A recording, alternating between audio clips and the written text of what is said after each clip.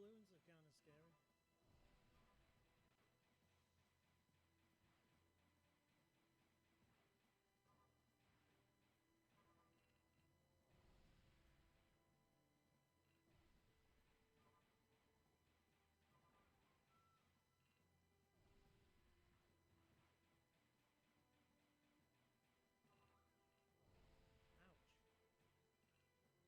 Ouch.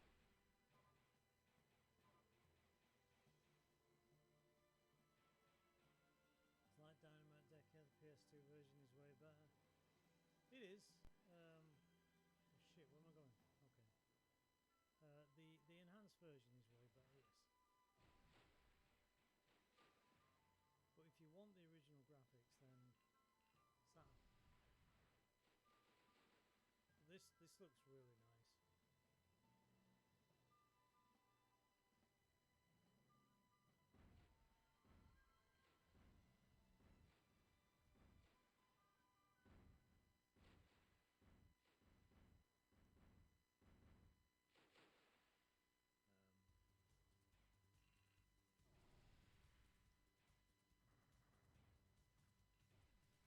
Excellent! Oh, what just happened there? WrestleManiac, thank you for the raid. Welcome, raiders. Have some.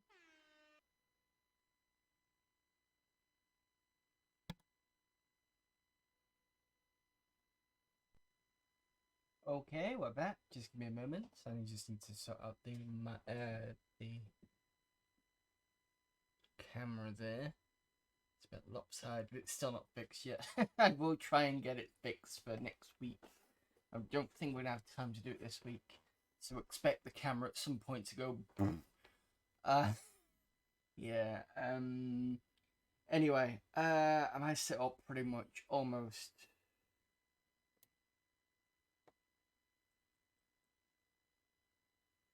There we go. And my code wheel is up. I need to get rid of that a sec. There we go. Hello there, Mega Gamer. Looking radiant. Have you been to the pool lately? Almost. Right. Let me just move this a little bit. Push this a bit this way. Yeah, it should be fine.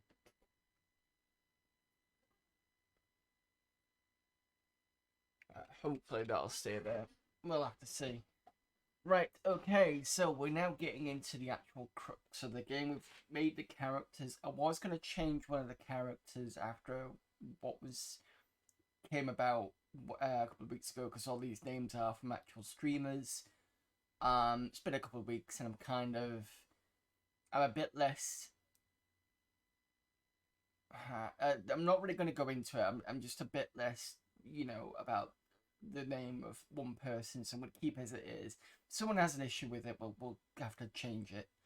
Other than that, at this point, I'm kind of okay with it now. It is what it is. So we've got Amiga Gamer, we've got Amiga Live, we've got That Girl Joey, we've got MZZ, we've got Beanhead, we've got This Is Marta, and I think the first two are fighters. Let me just check. Oh my god, I have the lower AC. I can totally beat all those people in a fight.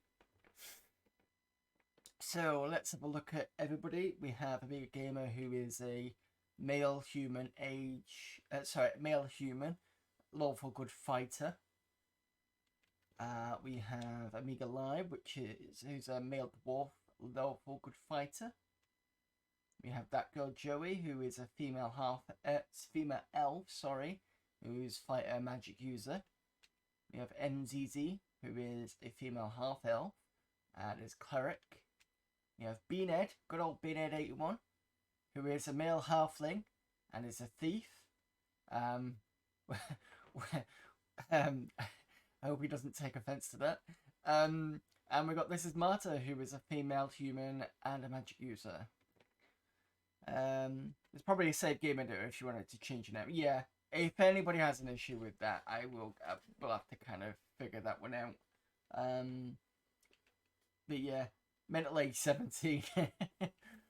I've had a quick look at the manual, and the manual basically says, as far as I remember, it's this is the town In fact, I should find, if I click area, this is the actual map of the city, I think this is.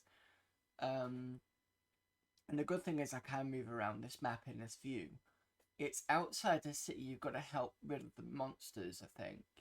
And then that's basically the mission, I think, is basically to rid the outside areas of the monsters bit by bit. I think that's basically what it is.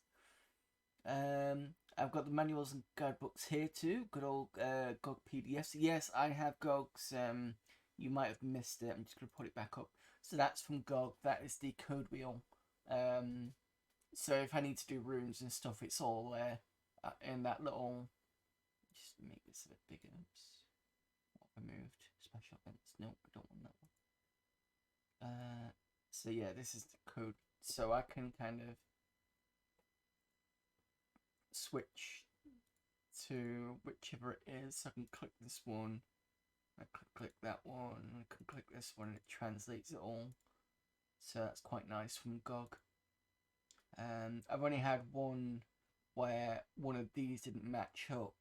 It gave me one of these, but it was flipped, so it was kind of this way and across. So a mirror of that one. So it goes this way. I can't see on here. I think that was the only one that came up that was not correct. But yeah. Let me just turn this off. And let me get... So I've currently got open the Adventurer's Journal, because that's where we're going to be looking at for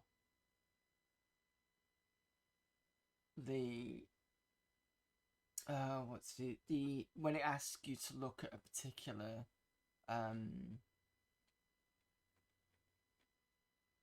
oh, someone help me out here. Journal entries, that's it. So that's where that's going to be. So that's that. And I suppose I might as well grab it out, even though it's not kind of worthless. Let me just go and get my PhD.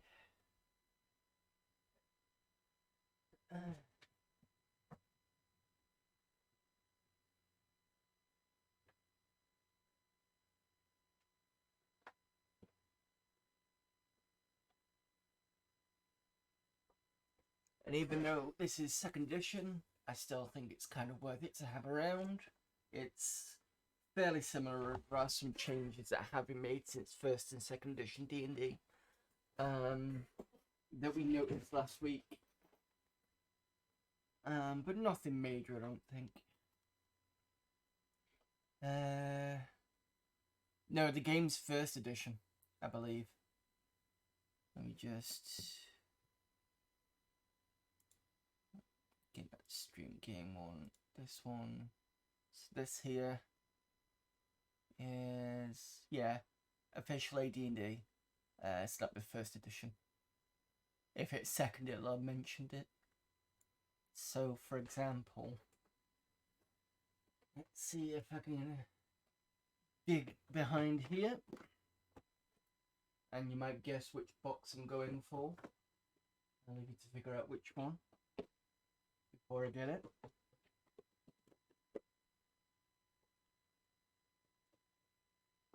This is Baldur's Gate.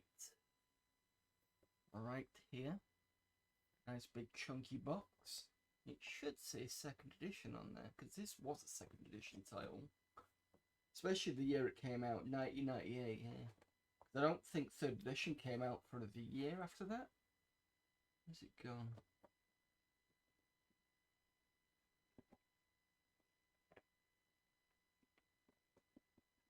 I only know a third from BioWare games. I have that box got rain from water damage. Look, yeah, the disc and the manual separate. Yeah, I've stuck it there. I've got a checklist here that I downloaded from the internet years ago. When did I download this? This has come from dudleyville.com and it's a checklist, and oh, I printed it out 20th of the 11th 2006. We've got the Baldur's Gate map here. I know this isn't Baldur's Gate, but I thought whilst I've got it out, that's a nice so down, unfortunately. It's the other side. This is something an ex-housemate gave me. This was a Tales of the Sword Coast, which is the expansion pack for Baldur's Gate 1.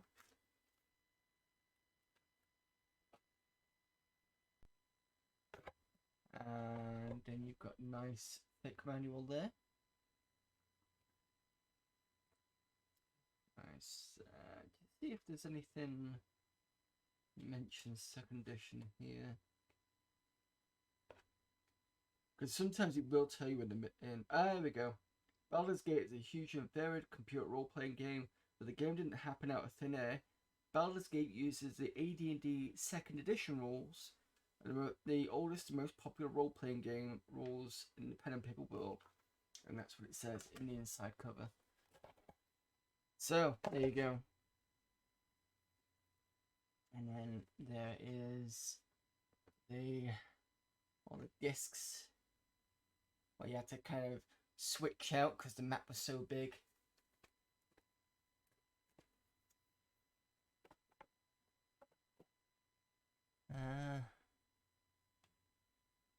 Put all my empty big boxes in a loft. They take so much space. Yeah, good book there. Okay, so Baldur's Gate is second edition. I think Neverwinter Nights is probably third, and I've got that down here. I've got a box version of. When did I get a box version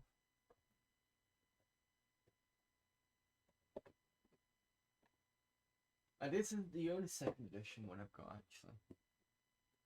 I've probably shown you it before, but I'm going to bring it out again.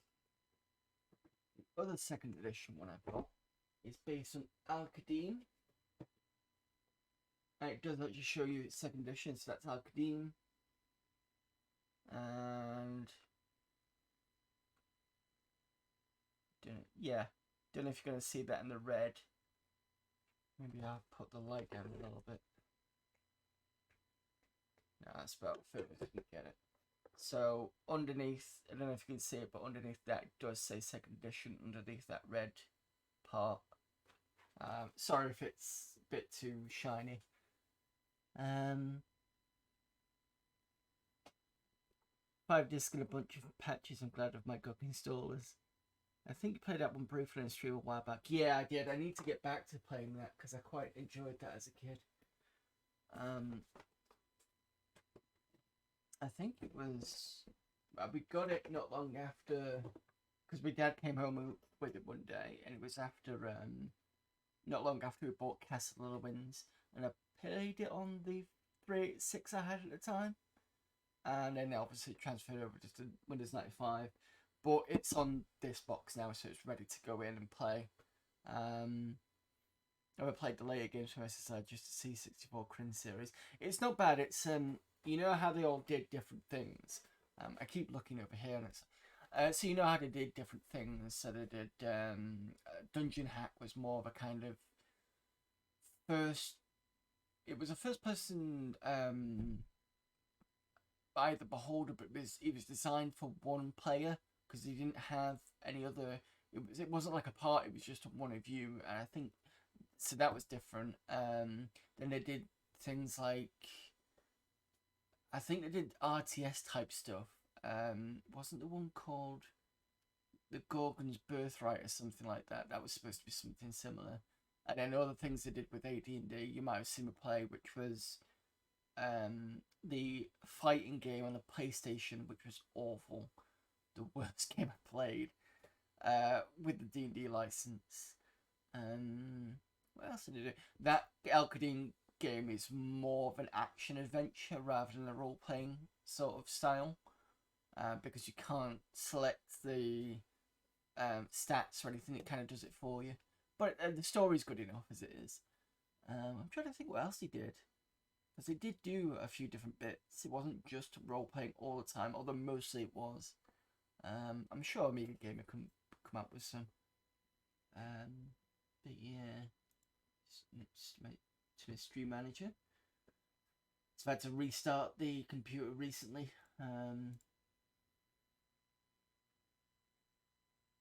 I just upgraded to DaVinci Resolve to the next one, and weirdly it's like restart your computer. I'm like, okay. Have we stopped restarting computers after applications installs? But apparently not. Before we start, let me have a quick look to see if I can find. I said I wasn't gonna do. I know. I change my mind on a couple of things. I'm like that sometimes. There we go. Found it quite often.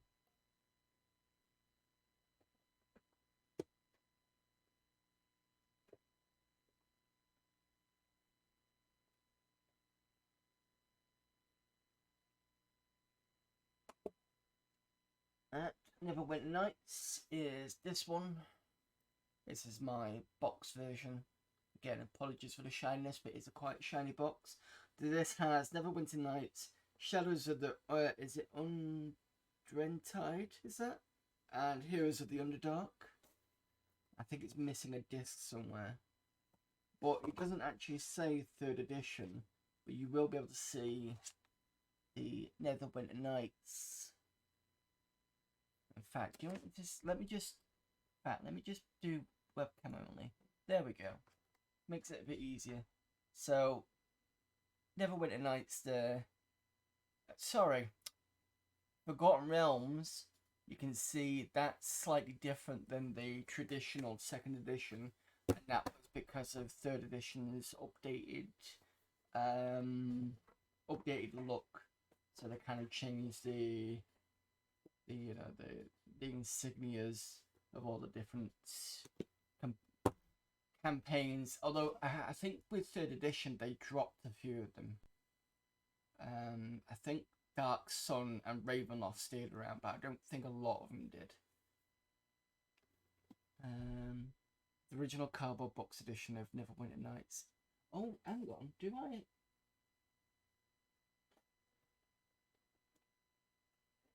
This is my other copy. I believe I do actually have. Just give me a moment. Excuse everybody else. I'm nerding about at D&D stuff here. Thank you for reminding me, because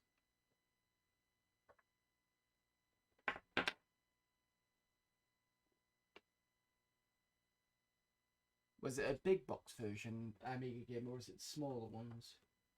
I'm just about to. You mean this one?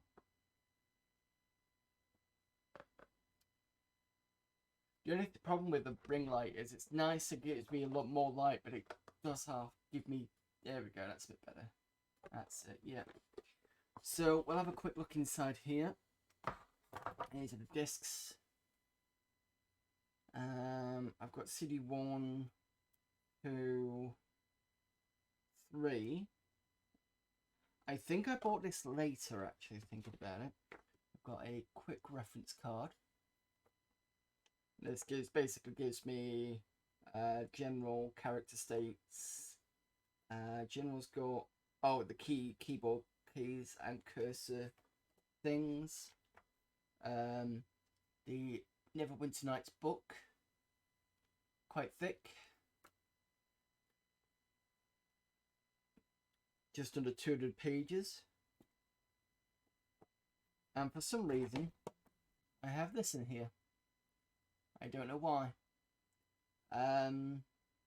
Oh, this is the 2nd edition version, I believe. Baldur's Gate engine, yeah. So I'm going to try and get this closer. So you see that there, you might not see it properly. And it's got like a little ring above it. That. And then you've got this version. Again, apologies for the camera. The camera's not been perfect, but the older one, this one here, has got the older version of Forgotten Realms insignia, and that's 2nd edition.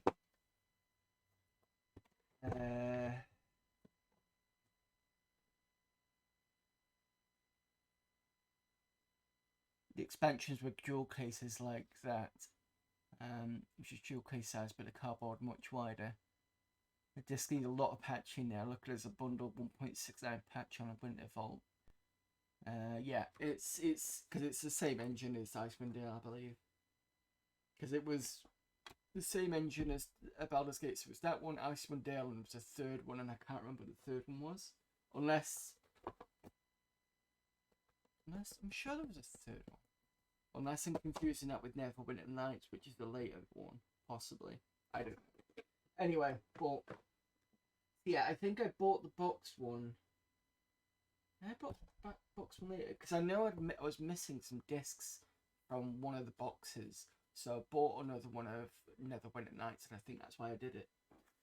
And I did have a save game somewhere, but now that's not here, so I don't think I've saved the save game, which means I'm gonna have to do it all over again. Bit annoying, but anyway, I think that's it for bragging, as it were. Let's get back to. And again, apologies for the quality of the. Oh no, you don't. There. Yeah, that's why I think it's a bit sensitive to the. Right, hopefully. Okie dokie, right. I do apologise for that bit of interruption of geeking out, but yeah.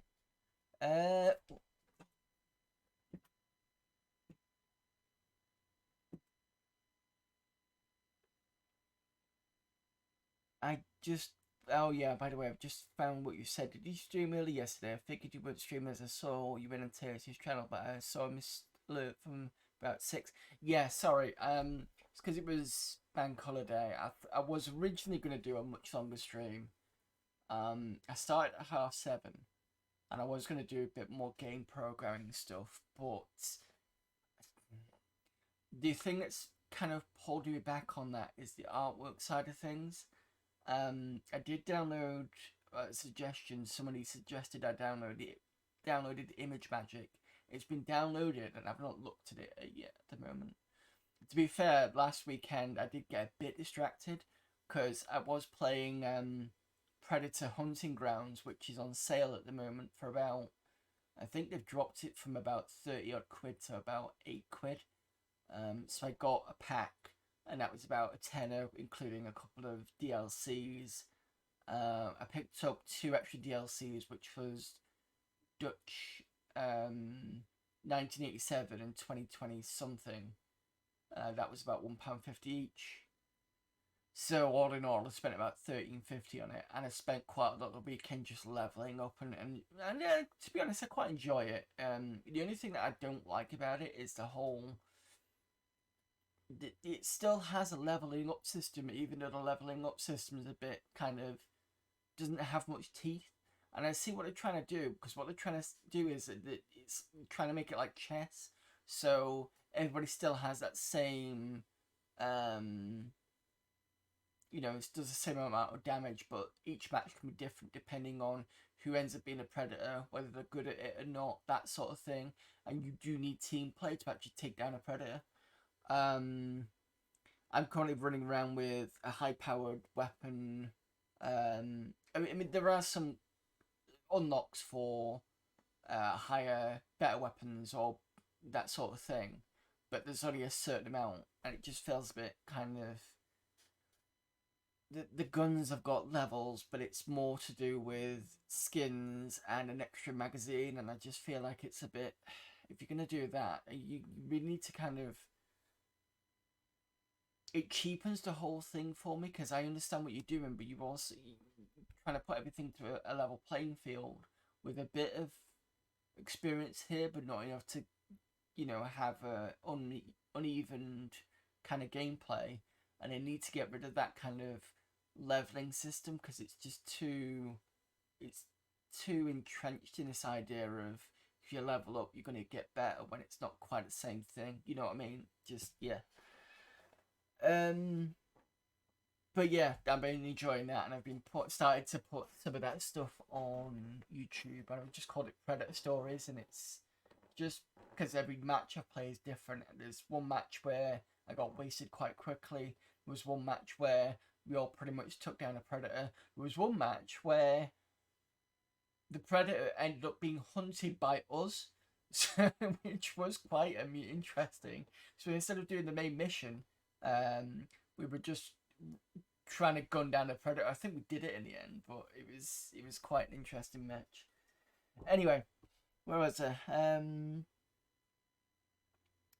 Sea Infinity Engine. Neverwinter moved to the Aurora engine. No, I found a Neverwinter enhanced save games work across Android and PC versions, which is wonderful. That's quite nice. Can switch between tablet and desktop easily. D&D's dream. You're allowed to show your D&D loot. Okay, fair enough. The only other D&D loot I got. I tell you what. I'll do this one last bit and then we'll get into the game. So, the only one D&D lot I've got is, I've got a PhD for 3rd edition, but older than that, give me a sec.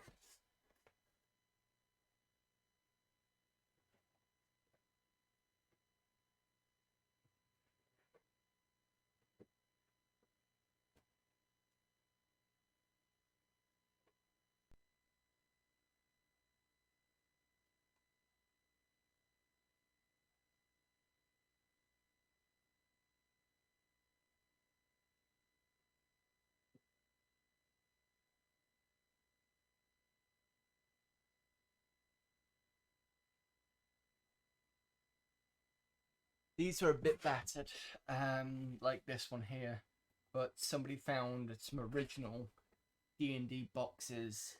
So this is the master rolls. I've got the blue one, the green one. I did have the red one. The red one was the original basic rules, and it had like a little mark on it somewhere. And I've been moved a few times, and that one's disappeared. I've got all the others. So yeah, so this is all proper old school original Dungeons and Dragons. So that's that. In fact, I might as well stick this back out onto webcam only. Alright, sorry. So there you go, the original Dungeons and Dragons with index for the back. We can find some decent nice artwork there. Got all the pole arms. And is there anything else? I'm gonna have a look in there. There we go. So that's that. And there's this here. So that's the player's handbook, and this is the Dungeon Master's book. Pretty much the same deal, just different. And that's all that's in here. Just nothing else in there apart from this at the back. So it's the basic, expert, and companion. So I've got expert, companion, and this is master rules. I think this is. The one after this is Immortals, which is quite expensive to get hold of. But yeah, that's the. I've never played with a setup. I've just got it as a show thing. But yeah, it's a bit battered, but it's still serviceable. So.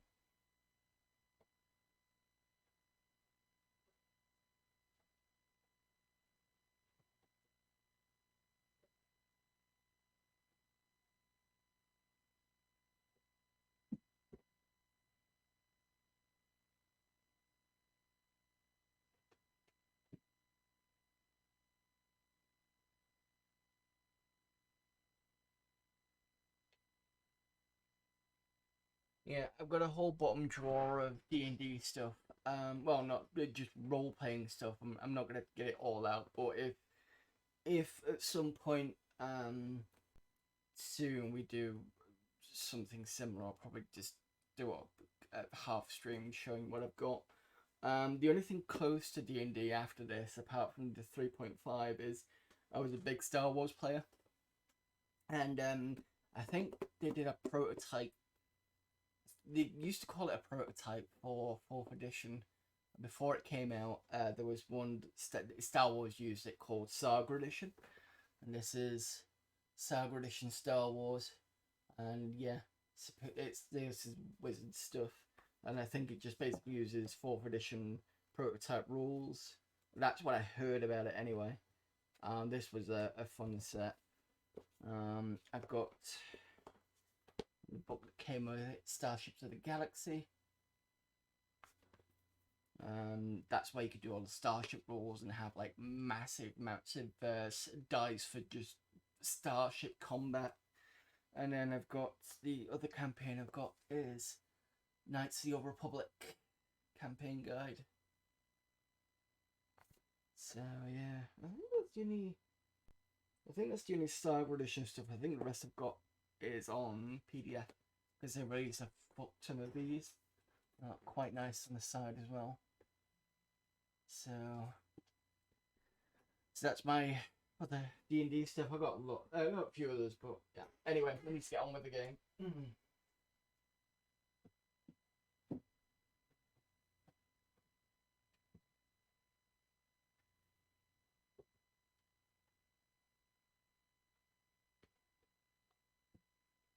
As an aside, the only other thing that I've DM'd is a nice little game called Chin the Warring States, which was kind of Crouching Tiger, Hidden Dragon, and it's got a system of yin yang dice. So you roll both dice. I think you take one away from the other, and then you add stats on top of that. That was nice. Right. Anyway. We are half an hour into it and I'm not barely started. Okay, so let's get this ball rolling. And we've got our team set up now. I think what we just really need to do is just start the adventure, really. So I think we just need to go outside. Let me just have a quick look. Because everybody should be equipped. Let me just check everybody, make sure we are equipped. Because I don't want to go in. Oh, the other thing I've done with this machine is before I started the stream, when I booted this up, I put the CPU on slow mode.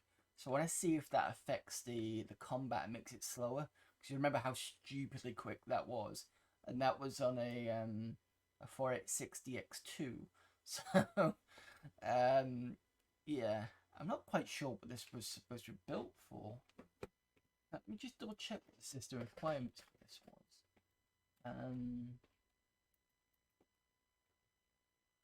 Pool of Radiance. Moby Games, because usually Moby Games has a proper version of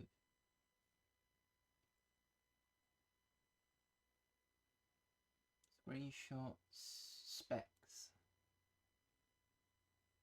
So it gives Amiga ones, because I know you can get it on the Amiga. So the minimum CPU was the Amiga 1000, it says, but it's just trying to, I know it's not correct, but there we go. Minimum kickstart was 1.2, and it wanted 1 meg of RAM on OCS ECS. For DOS, it required minimum an 8086 at 384K of RAM, either 3.5-inch floppy or a 525 floppy disk. Video mode CGA, EGA, Tandy PC Junior. Sound devices supported, PC speaker, which luckily I've fixed on this so we can hear it, and Tandy. And it says notes 512K of RAM required for EGA 640 for Tandy mode. I can't remember what mode I'm on, but I will put that in chat so you can all have a look. Combat was insane last time. Ran well on C64, so probably 286 error. Yeah. Right, let me have a quick look at the Mega Gamer has weapon. Status unconscious.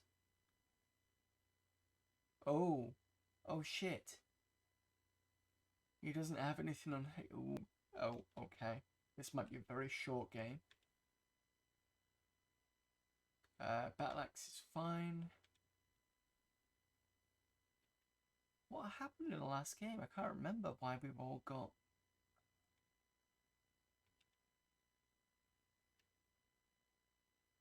Unless we walked into the fight and managed to get out, which is possible.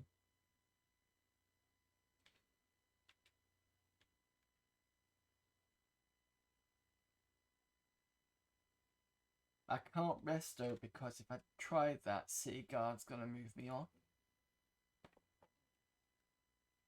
Definitely conscious, might change at midnight. Okay, Shit.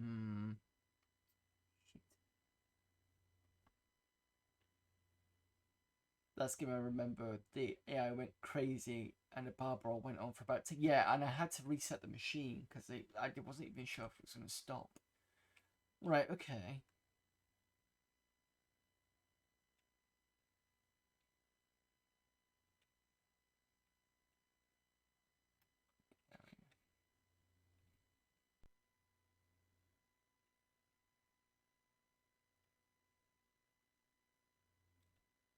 I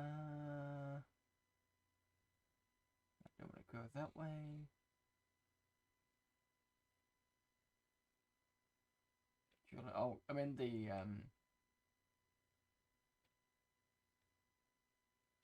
Arena Master asks you if you wish to duel. The duels are... No, I don't want to duel. Nope. I want to leave. Thank you very much. Shit, how do I get out? There we go. No, I don't want to train. I want to leave.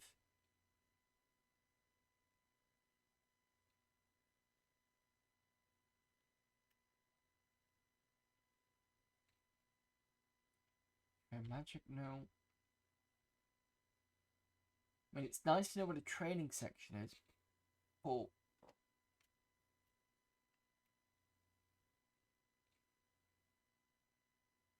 fighters, rogues.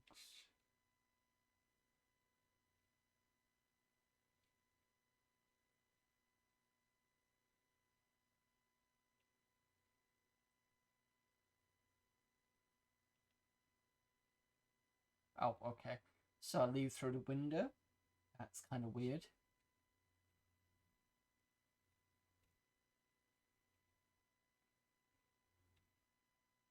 North is the passenger dock.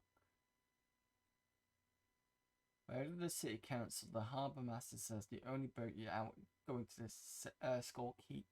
You can catch it here at the end of the pier. No, don't want to go that way. I want to go to the slums. Where am I?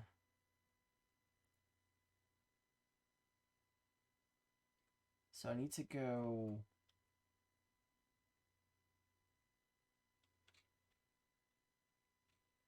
this way.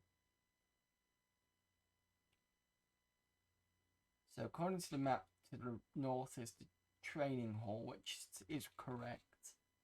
And then I'm going to come to the Empire's Sons. It says here... Yeah, there we go. Gateway to the unsettled areas of the city, which eyes...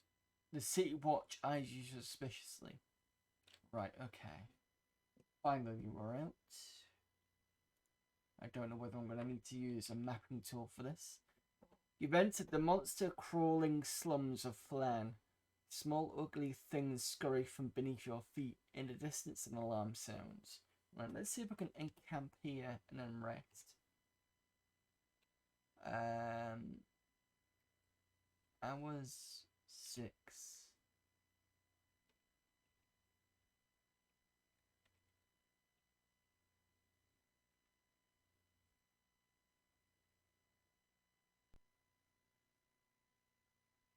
Well, at least the city watch didn't move us on.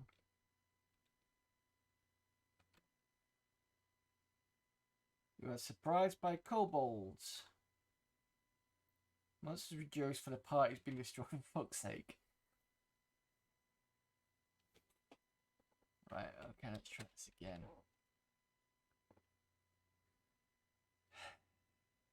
Problem is I can't rest anywhere. And as soon as I rested, that was it. It was just dead. Alright, back to the code wheel.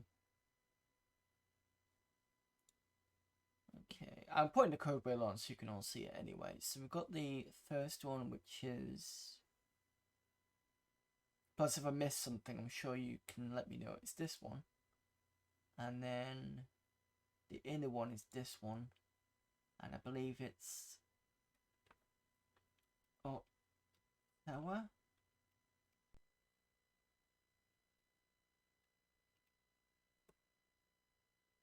Didn't like that. Unless it was copper. Problem is that underpath is not very clear.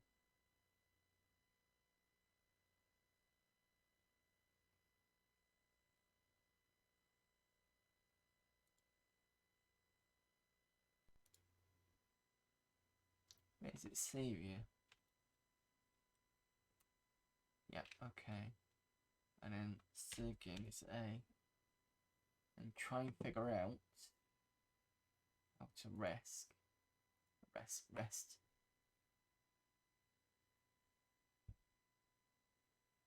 Surprised the copy protection isn't cracked. I don't know why I didn't do it, to be honest. In fact, if I encamp here and then rest, but do it every 10.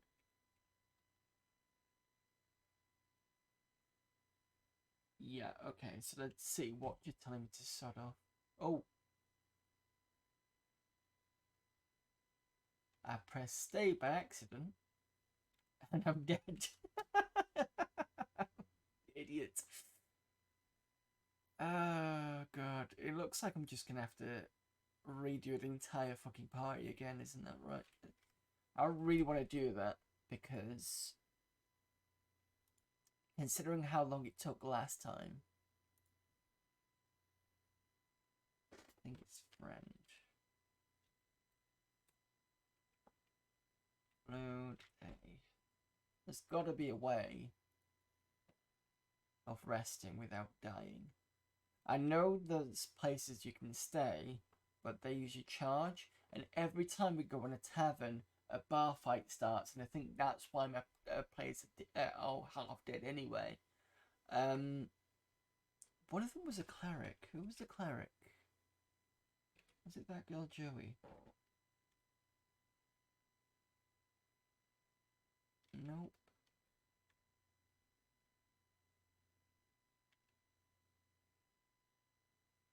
Cast? No. Can't cast anything.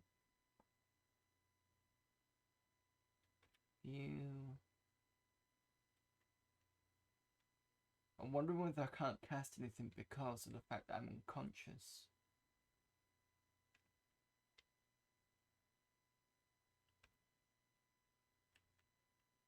Yeah. No condition, even though I can't see that quickly, but yeah, it's in no condition to casting spells. Okay, what's the next thing? View. I've got money though.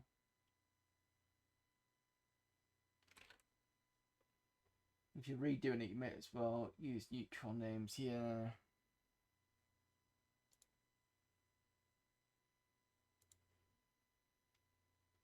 Let's at least try to heal up. I think if I go into one of the temples, maybe I should be able to do it. Because I wasn't sure if I had enough money, and that's why I said no. Or did the person say I had no money? Area.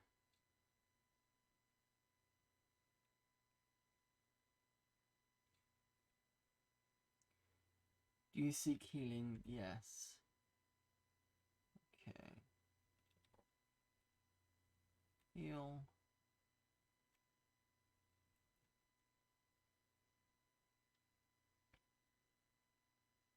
600 gold pieces going in. Was that you got no money? Let's try serious. Not enough money. Yo.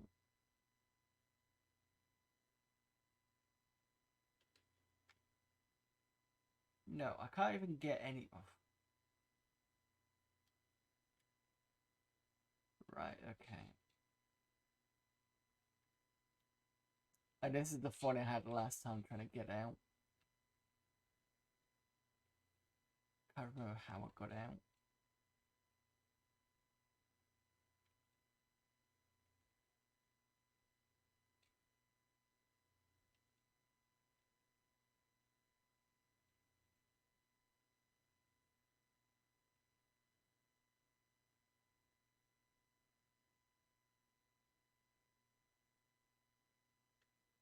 In fact, if I go backwards...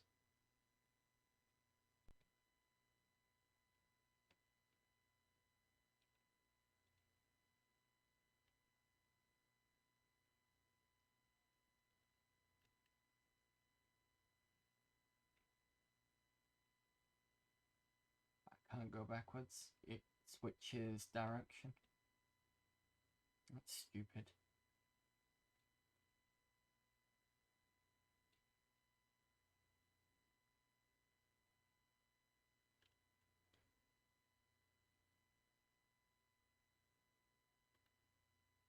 So then I'll encamp, rest, 10 minutes, tell the guard to fuck off. Right. Well, start this again with new names. Fortunately.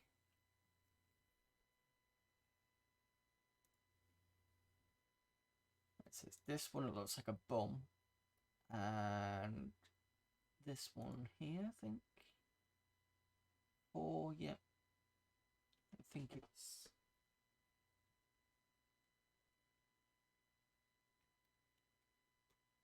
Yes. Okay. Right. Apologies for this, guys. We'll have to make a new set. Create a new character. Human. Male. It's going to be fighter. All for good. Happy with those. Yes. Character name. Let's be neutral. Let's call him... The problem is I'm not very good at calling D&D characters' names. Suggestions in chat if you please. If not, I'm just going to have to come up with some really shit ones. Core is one I can think of. Keep those.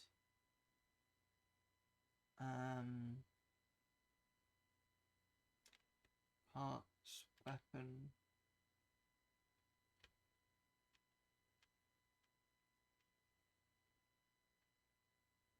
That's good enough. Exits. Exit. Exit. Keep the icon. Great. Dwarf. Male fighter. And play around with the stats a bit. There we go. Keep character name. Just name my characters by class because I'm boring and I can't remember who is it.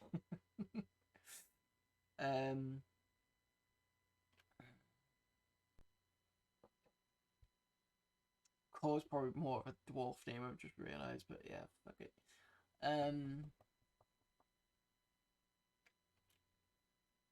Sturm, there you go. Sturm, that sounds like a dwarf name. Keep that. Parts, weapon. Let's find some sort of battle axe thing. Warhammer I'll do.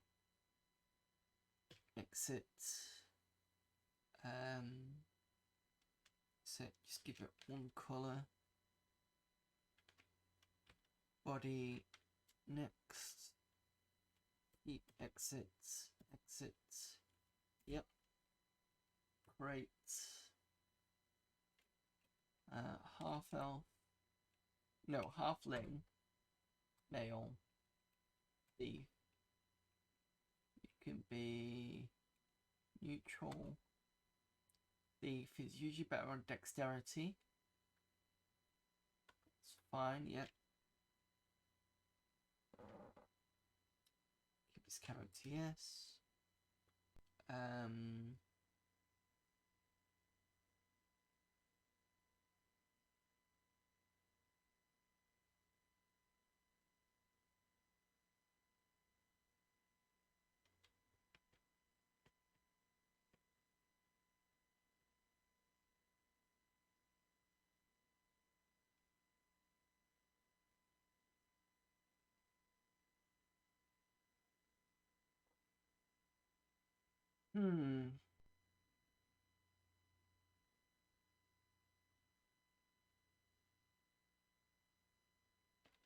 Ryan, there you go.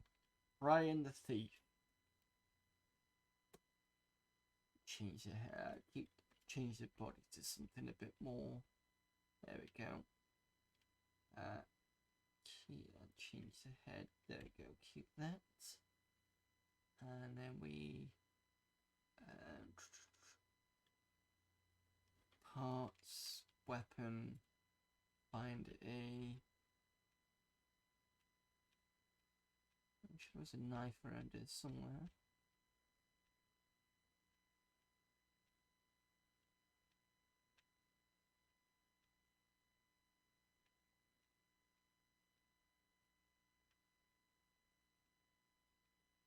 There we go.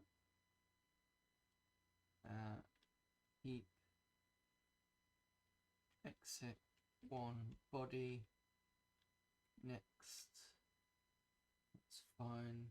Keep exit. Yep. Proof client. A bit late for that now.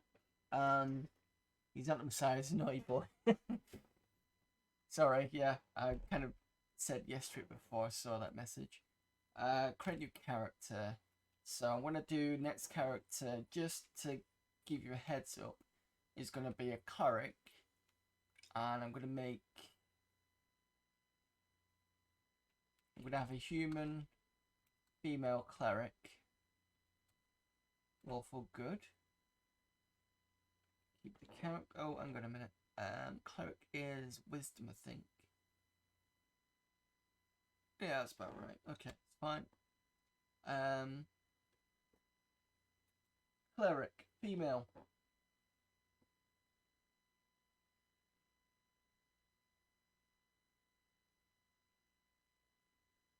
I call my cleric in Guild Wars Iris noobs. I got a lot of flack.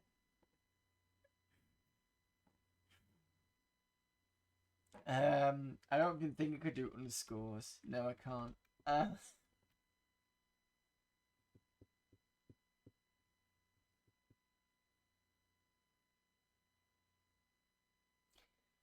Here's a classic character name. It's kind of what I did there. Gold Moon. There you go. It's gonna call it Gold Moon. Call her Gold Moon. Sorry. Head. There we go. Body. I reckon it's usually that sort of looking. Keep. Then it's parts, weapon next. Gonna go through this as quick as I can, so bear with me. Yeah, it's about right. Then I can do keep, exit. Oops. Exit one, body, next. Okay, keep, exit, save that. So let's have a look. We've got 4. Add. We've got 2 left to do.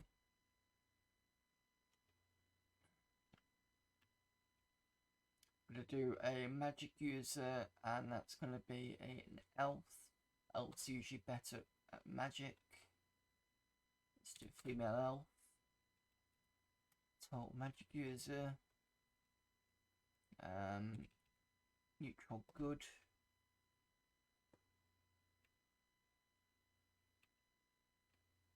Don't rush it. Yeah, no, I'm just trying to, because I've already wasted a stream on this. So I want to try and at least...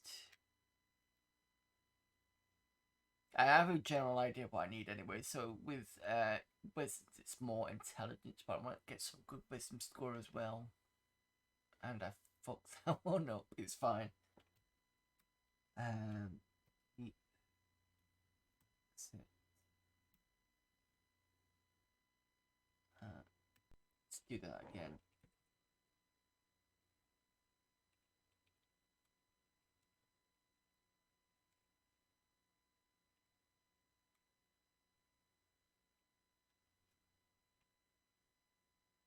So I want a good intelligence and I want a good wisdom.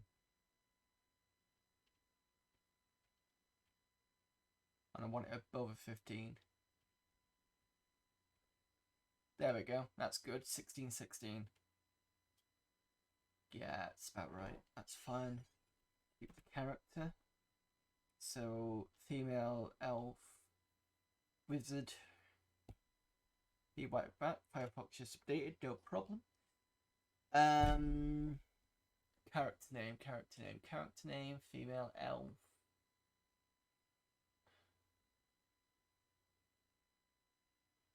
I'm trying to think of all the elves I thought of already. And you know what? I've got the internet. D&D character name generator. There we go. I did this last time when I played a game recently with someone. Because I couldn't think of anything, so I just found a name generator. Where we got elf.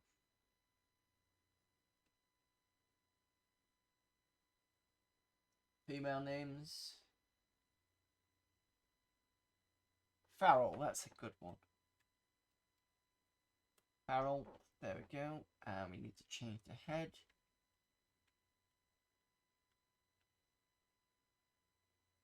And the body.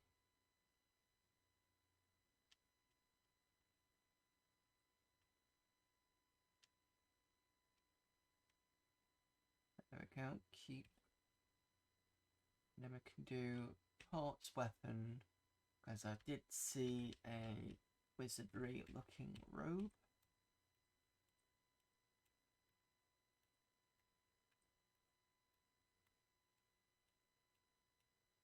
Remember right, the wizards in this use quarterstaffs. There we go. And then we can do keep exit 1, body, next. That's fine. Keep exit, okay.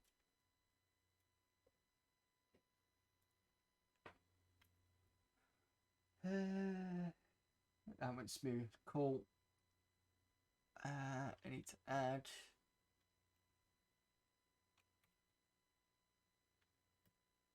I got one more, so I've got a fighter, a Goldmoon's the cleric, Brian's the thief. We've got 2 fighters. I think I'm gonna have to do a mixed class. What could I do as a mixed class? Because last time I had a fighter mage. I think I might still do another fighter mage. Let's do a half elf. Female 1. Fighter magic user. Awful good. It's going to be interesting to find some decent stats for this. 15, 16, 13. Yeah, okay, that's fine. Head. Oops. Character name.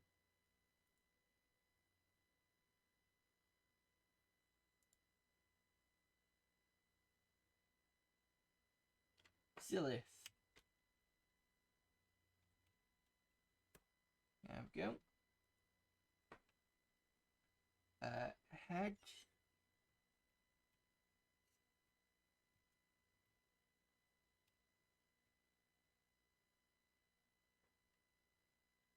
buddy.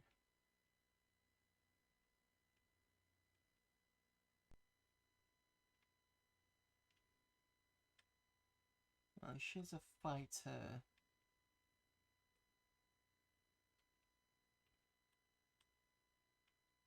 There we go. Keep that. Part weapon next.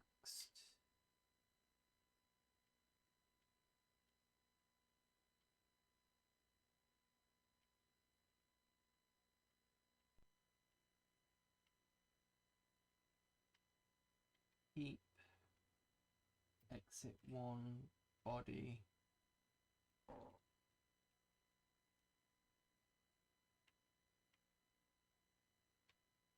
Keep. Exit. Yep.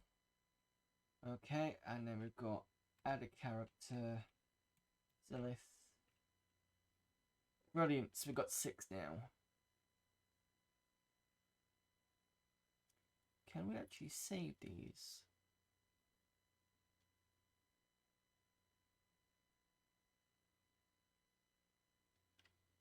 Save current game at A. Right, so I'm hoping by saving it, it means I can pretty much... So if I go wrong, maybe I should start saving on B for the main game, and then that should be fine. Cat, you're not exactly doing well sitting here in front of my keyboard. It would be different if my other keyboard was around. Sit there. Come on, sit. Just to show you the bugger. Some of you, and when I say bugger, I mean my cat. Drop that a second. And second cam. So she's trying to sit here, which is a bit of a pain because I can't be there. But I can see this one's head. The pain that she is. I am tempted to put cat cam as a point sting, but she doesn't always come on a desk, so center of attention where a cat should be. Isn't that right? No, this way. Good girl. That's right. Knows a lot of things and be a pain. There we go. Leave that out so that everybody can see the cat. Right. Our last party member, this one. Yeah. Right. Begin adventuring. Start this again. Insert history. We don't need to. We've already gone through this. This is just the guide showing you where everything is.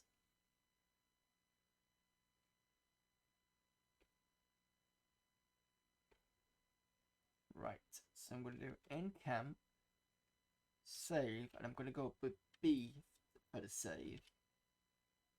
Now, B is the begin adventure, so that sounds about right. Quit to DOS, no.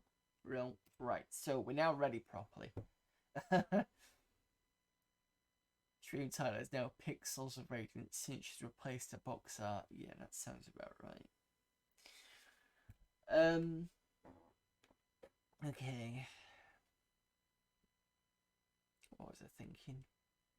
Right, so we've done this. We've got ready. Oh, we're not quite ready yet. Because nobody's got any items. So I now need to go back to the traders.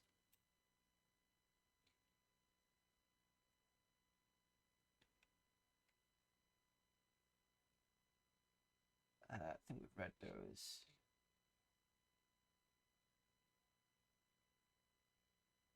I think these are the traders.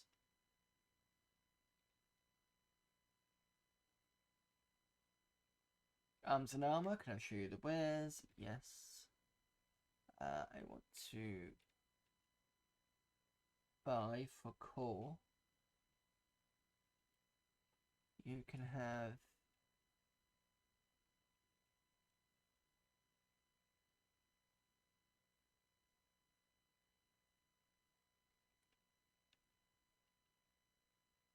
need to do next, of course. I wonder why the shopping list was very small. I think a short sword should be fine, so buy a short sword. Next. And I'm going to give you...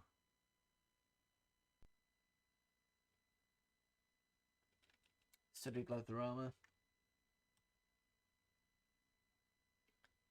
And probably a shield is probably going to be a good idea. Get that. You... items. Ready, ready, ready. Exit that. Stern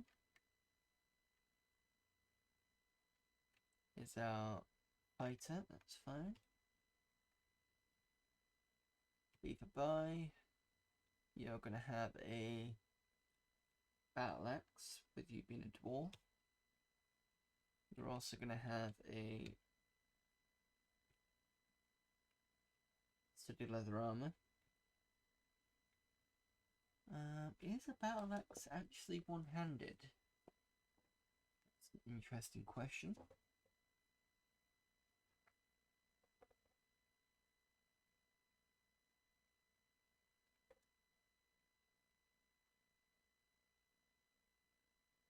Size medium.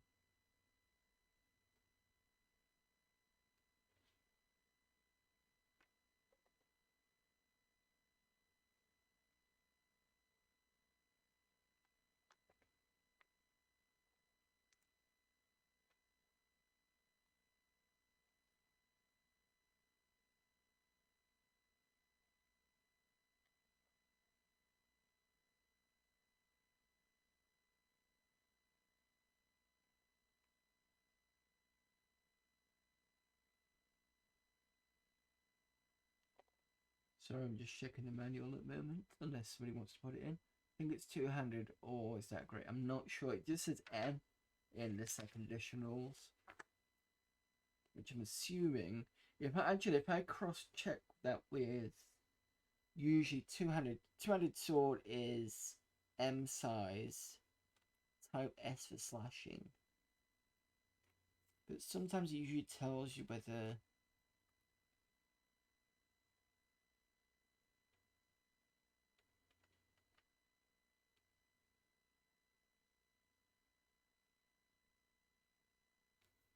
something's both-handed or not.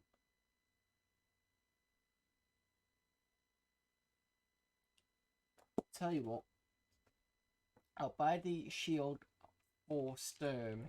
If Sturm can't actually hold the shield as well as the battle axe, it means I can just give it to someone else. That's probably the better idea. So items, oops, exit, items, ready the battle axe, put studied armor on, and I can have a shield. Brilliant. Okay. Exit Brian the thief.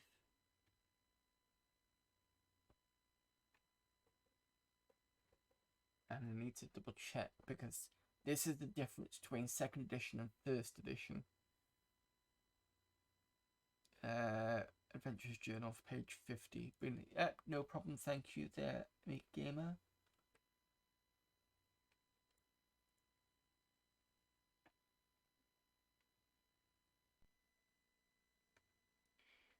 Yeah, you're about to see a liquor ass. You keep the book like that.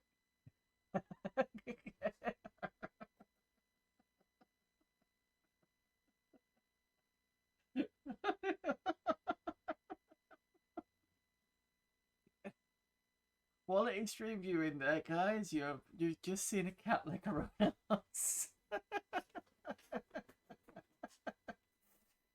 Right. Anyway, I'll stop crying up after. So thief. Yeah, I can see it here on mine. It's page 20 of the Adventures Journal. I don't know if you've got a bigger one or maybe yours is all in one. Thief. can go higher as leather, cannot wear studded leather as I remember last time, can use club, dagger, dart, sling, one-handed swords. Nobody can use a crossbow though, apart from the fighter.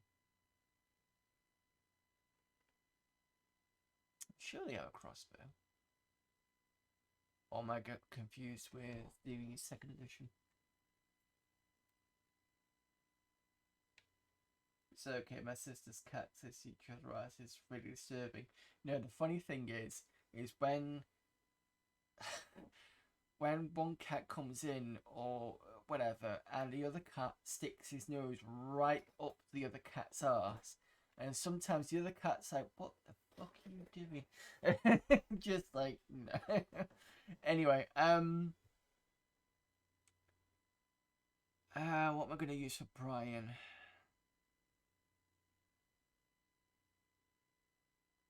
Okay, let me have a look at the buy list. I want to see if there's leather there. Yes, there is.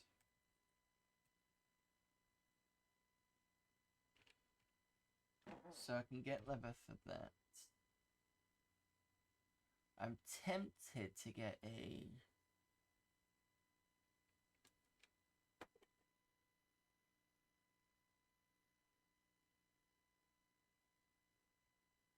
Sling is 1 to 4 damage. I need one hand.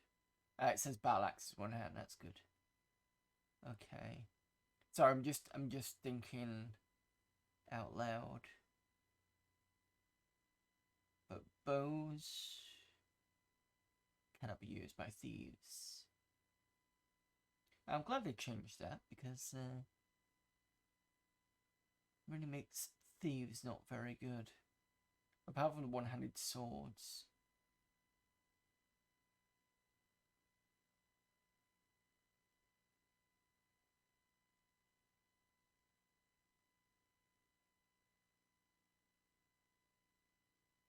Right, I'm gonna get a sling for the thief for range combat because that might be an idea. And I'm also gonna pick up a short sword.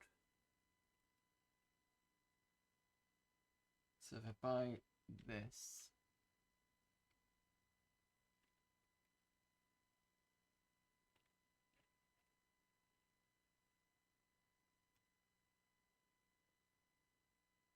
the thing is though, I'm gonna need something for the sling because I can't just use it on its own. I need some ammo with it, don't I?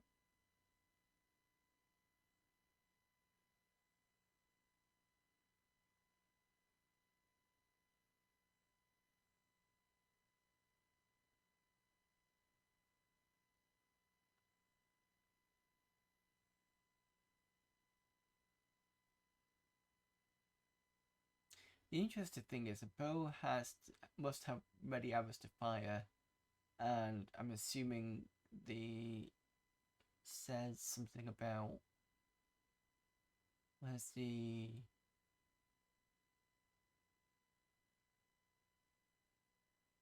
something that says quarrels needed to fire, but nothing about a sling.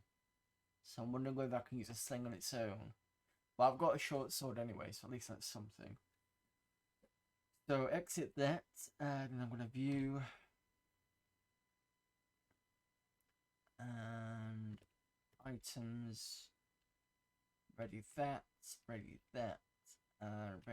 Oh, I can't ready the short sword. That's interesting. So I'll try with the sling and see what that does. Sling doesn't need, doesn't need an ammo, but the bows do, yeah. Gold Moon is our cleric, I believe. Yes, exit. For those of you that don't know much about D&D, Gold Moon is the name that I've robbed from the campaign setting. What was the campaign setting? Got it, I can see it. Dragonlance, that's it. Gold Moon was the... I don't think she was... Was she a cleric? I'm gonna have to check now. Gold Moon. Dragonlance. I'm sure she was a magic user, but...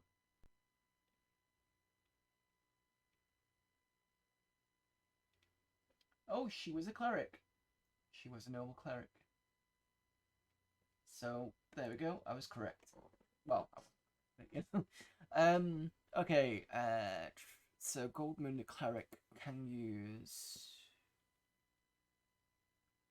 any weapon, or any armor, any shield, and cannot use any pointed weapon.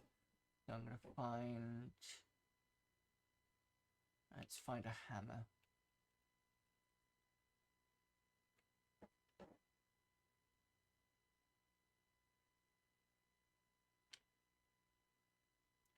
So I've got one hammer here. Does 2 to 5 damage at minimum. Well, for man size anyway.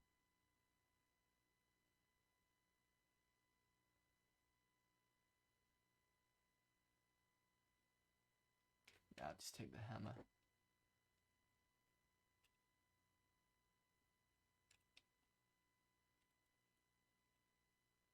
Buy the hammer. Yeah. Next, on studded leather armor, and I'm going to go for a shield as well, because I believe the hammer should be one-handed. Yes, it is.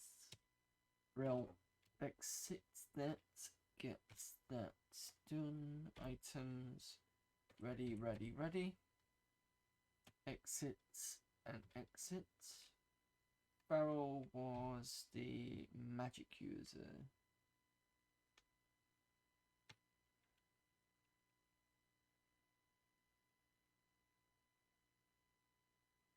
Cannot wear any armor or have any shield. I will pick up a dagger because that's always good. Buy that. Dart or staff.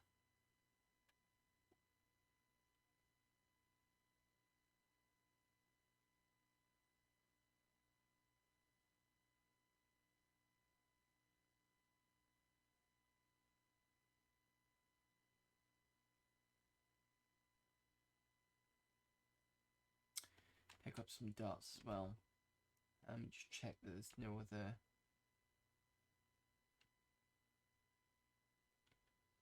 Okay. 1, 2, 3, 4, 5. So that's 20 darts. And I will also pick up a quarterstaff if I can. It's only cost me 1. Exit that. Items.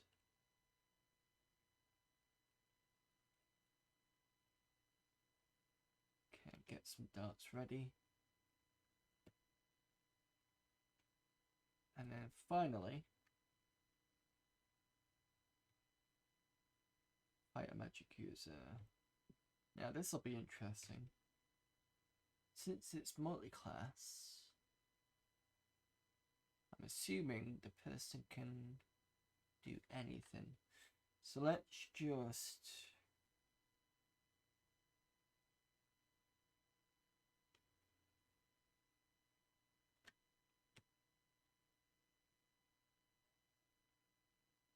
if the fighter can use anything, I'm going to make sure the fighter here has a ranged weapon.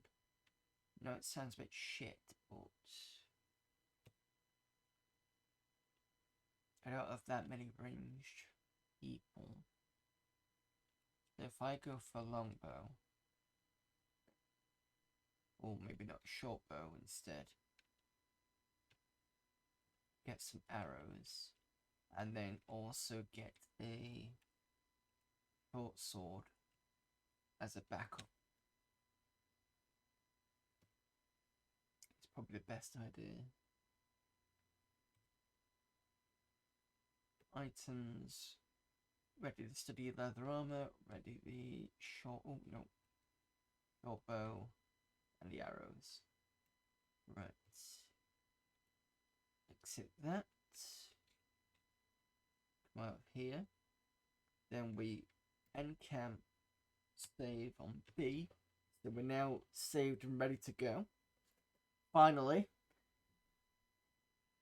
Right.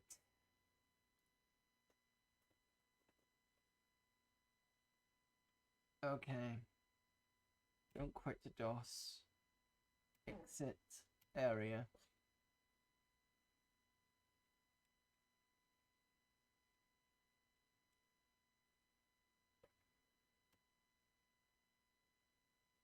You have surprised a party of goblins. Combat. See how well this goes. That's Brian, our thief. Aim. Range 0.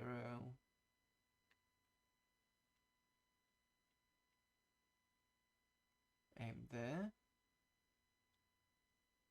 Target.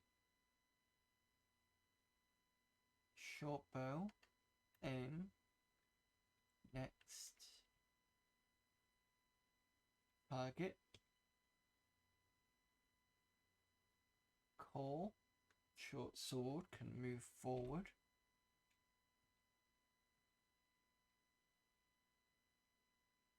Stern with the battle axe can move forward. Goldwyn with the hammer can move forward.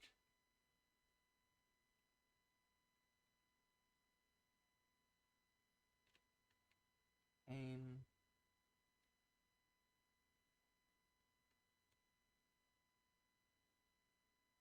Right.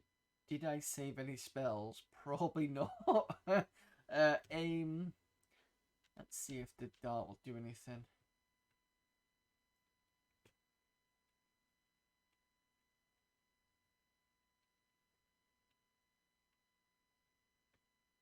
No, I don't think so.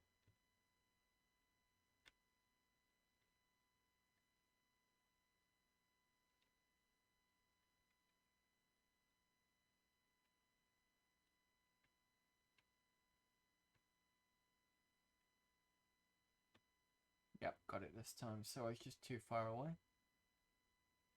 Move forward a little bit. Enter. And then aim. Next. Target. Aha! You killed one. Cool. Move. Gold moon. Move. Aim. Target. That's another one gone.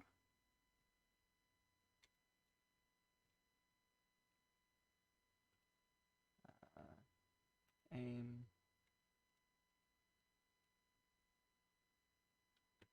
Target. That's another one gone. We're doing quite well. Goblin guard.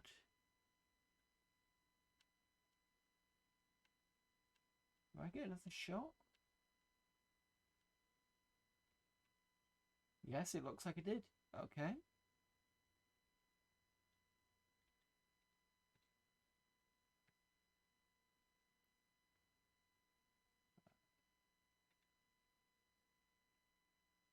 Aim. Target. Move. Aim. Next.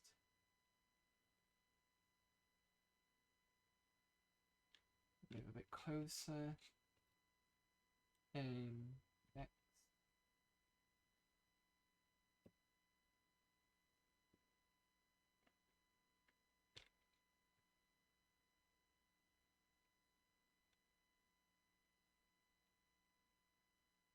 No, do not attack ally. Stay there. It's fine. Gun. Guard.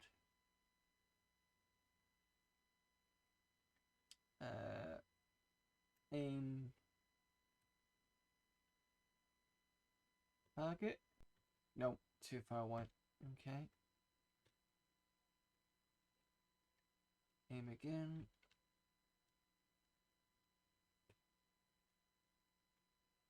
Oh, have I run out of...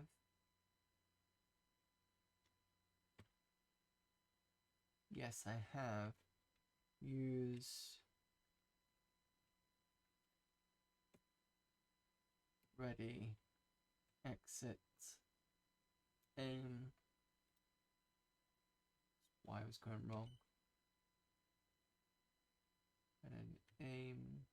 Next.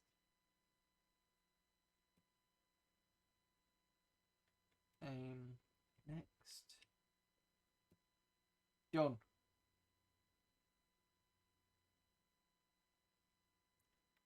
Uh, 10 minutes getting us up, no problem. Right, so does that mean I can just press done now?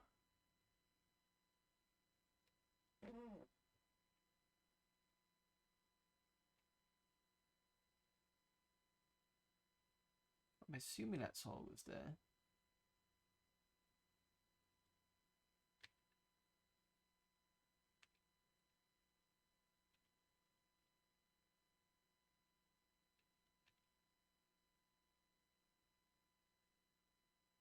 Until you battle now.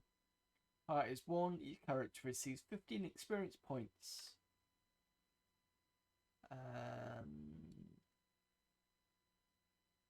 You exit. So just take money. 108 silver.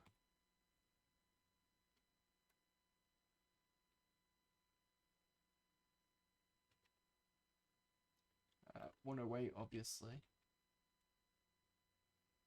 Take. Ooh. I got some loot here. Could probably sell quite a bit of that, to be fair.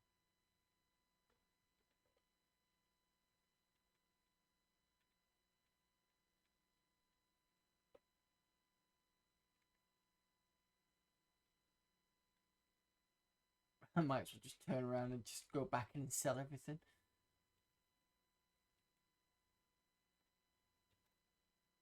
Okay.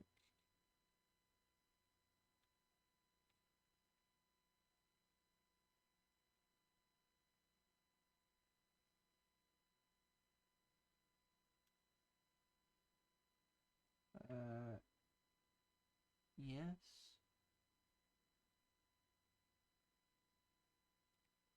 Can I sell stuff though?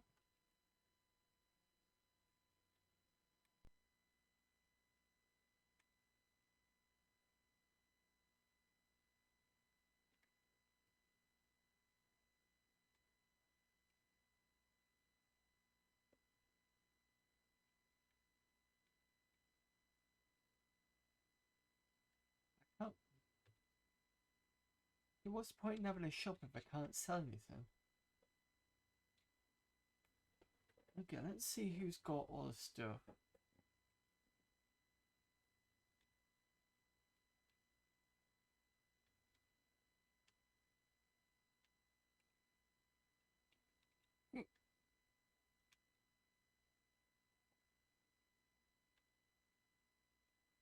Okay, so it looks like Cole has everything.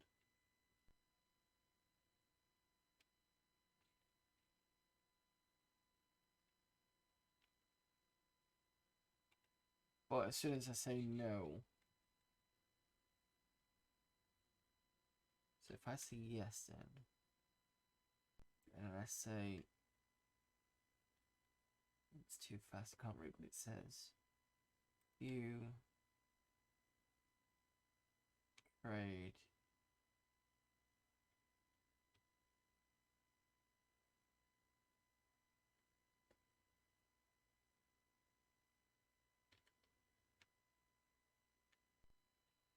Okay, I'm not quite sure how we do trading in this. I want to sell back to the shop unless this is not the place I'm supposed to sell it to.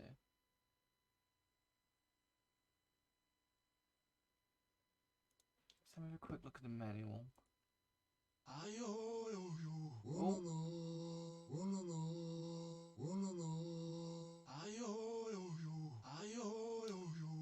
Thank you for the follow there, Hotpig.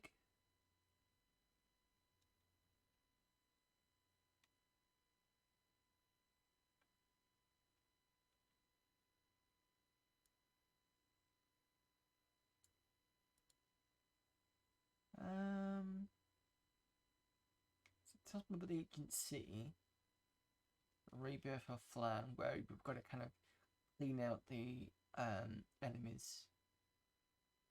Just trying to have a look for. Okay, let me have a look at the manual.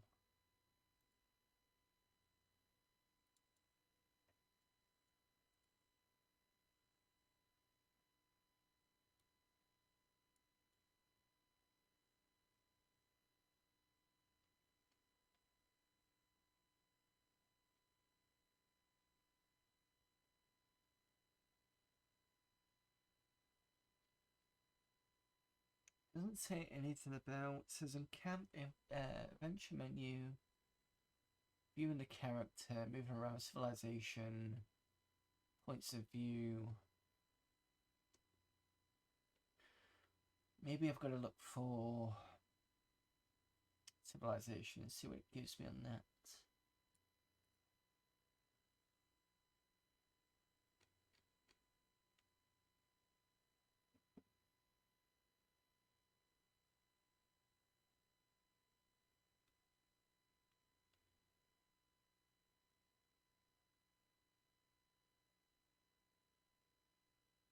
If you use the trade command, the screen switches to the party screen and asks which character you're trading with.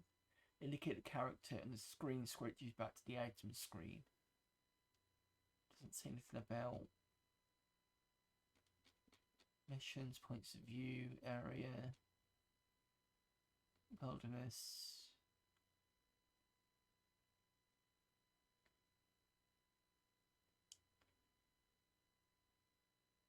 The shops. Here the characters can buy their initial equipment and later sell some of their treasure and upgrade their equipment. When you enter the shop, you are presented with a shop menu. If you use the buy command, the computer displays a list of items available. Okay, that's fine. What's the next bit? There's view and then a sell, but it doesn't say.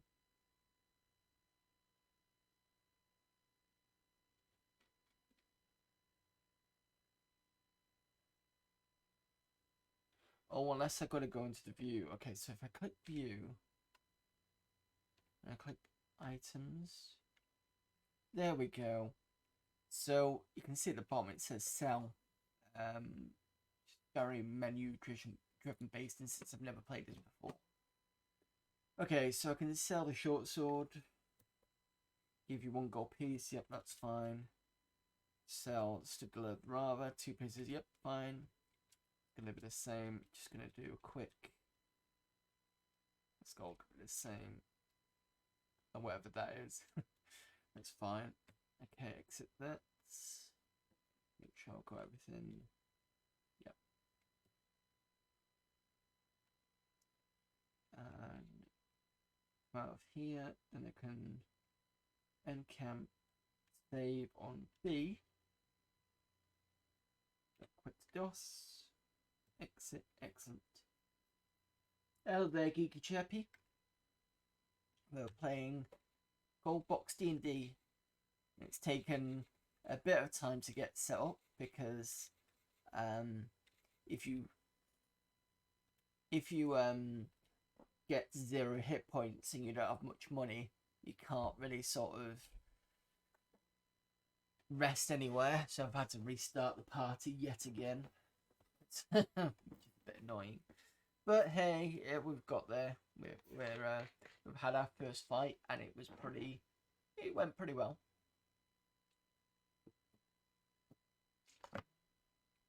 I think the fight was a lot slower in terms of last time because I've had to slow down the CPU just to see if it would make it a bit better, and I think it just slightly has made it better. Because otherwise it gets really quick. It's like all over the place. And this is on a 486, by the way.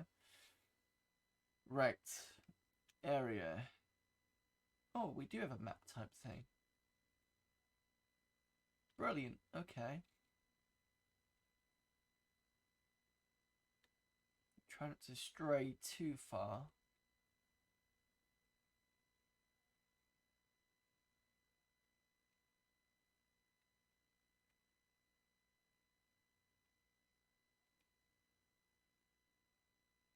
currently playing this game for the umpteenth time. One of my favorites.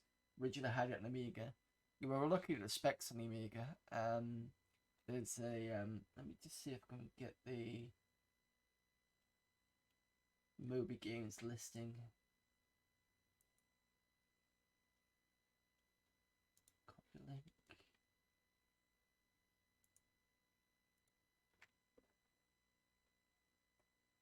There we go. So that's the Moby Games listing for things like the C64. It's the specs they basically put on there, which is quite nice to see. The original specs for stuff. And this they needed an 8086 apparently as minimum. Ooh, surprised by goblins. Right, okay. I'm at close range, so I'm going to use the short sword.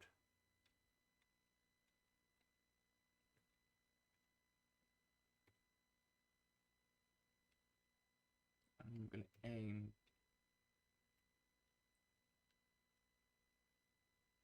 Let me just think about this correctly.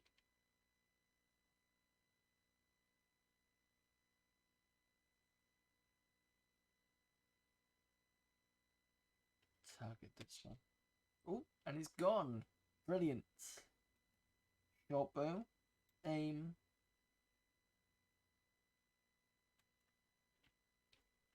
I'm going to go for this guy on the far left.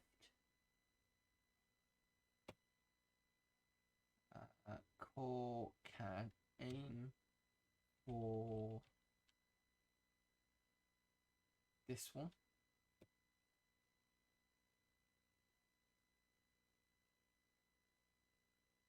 Hammer. Move. Aim. Target. Battle Axe. Aim. Next. Target. One more dart for the wizard, so aim. Target. Brian can go for the far left one now.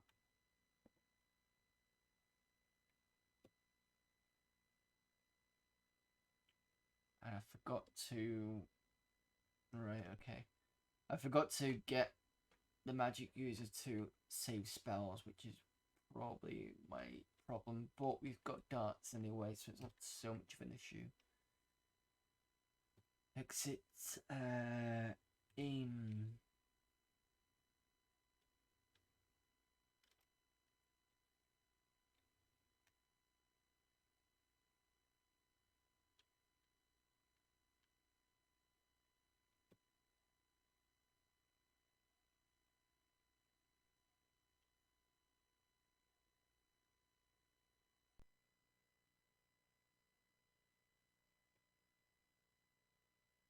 Alex, aim. Targets. Aim.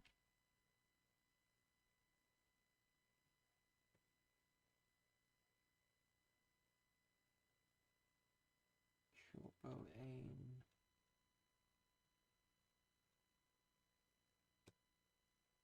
That's the other one gone.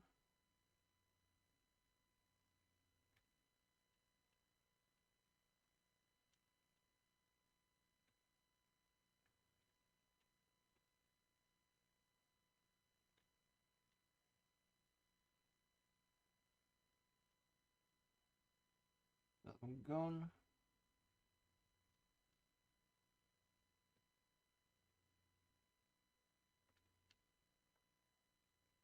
Move up left.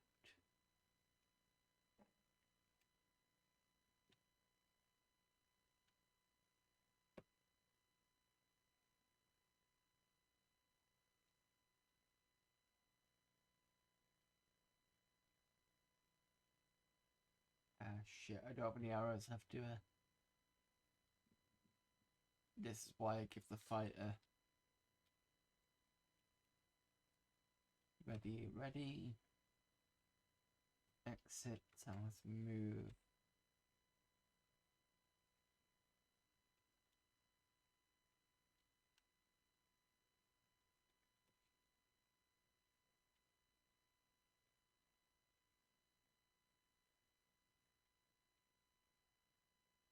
There we go.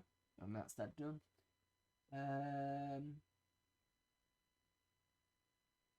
Well, that's for. Oh, you mean yeah, it's the machine, even though it's a 486, is quite quick in terms of. It was a lot quicker than that when we had it on fast mode. So I need to do done, quit, done, quit, done, quit. Continue battle now. 15 character points. See what we got. So we can take the money. We're certainly going to get that. Take all these.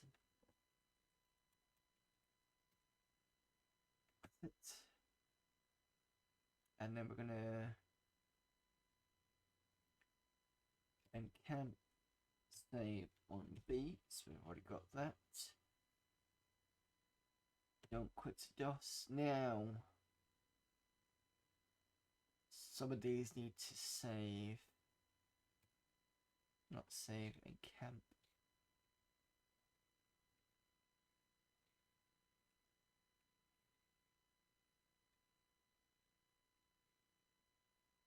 Surprised by goblins.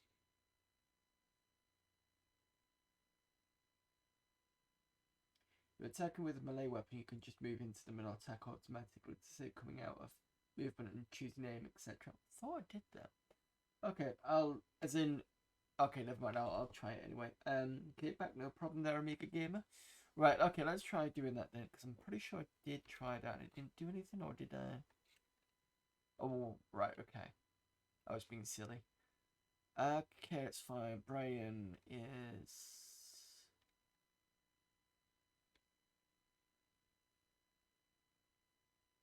Gold Moon has a hammer.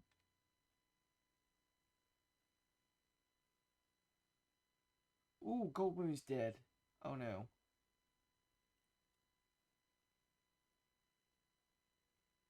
Well, I say dead or conscious. Use...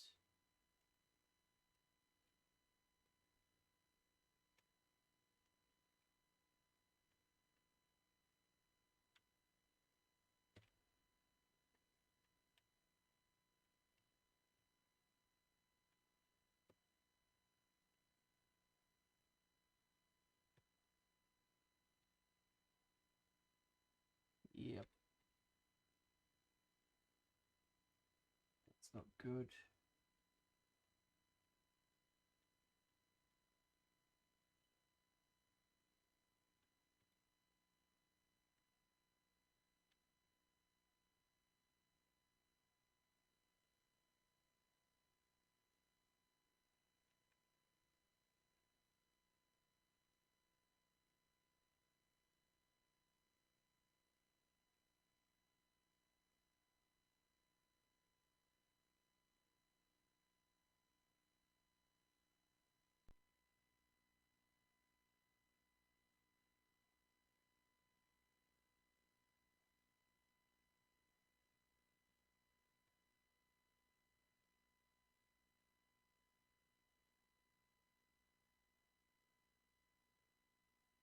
About no.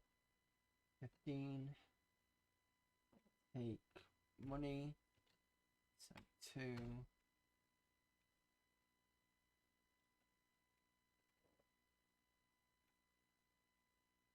Oh, wait a minute. I think I know why. Core is out. So if I use money, this 72. Take.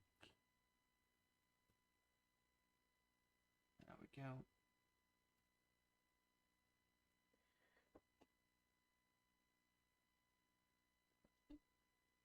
Just moving the cat, because otherwise she starts laying on the keyboard and things start happening. It's going to remind me of the Nostalgia Group. I did easy flash conversion of this for the C64. Must try it out. We modded a bunch of SSI games for the CRT. .crt?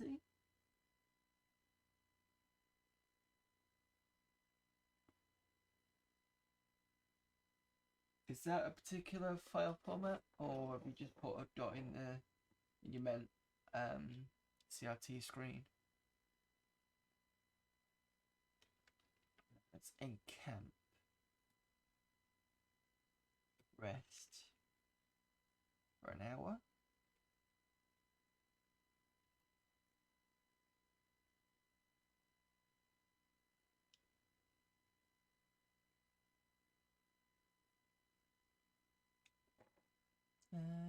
CRT, yes, C64 cartridge format. I think it was you let me know the other day because I started Pool of Radiance. Yeah, I started this a couple of weeks ago and been meaning to get back to it. Actually, magic, memorize. No, it's Gold Moon, Feral. There we go.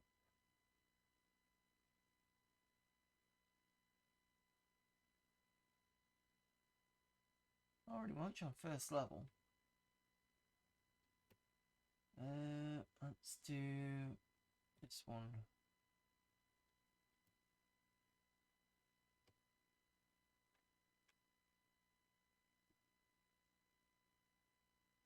Gold Moon's out. Old Zilith is a magic user.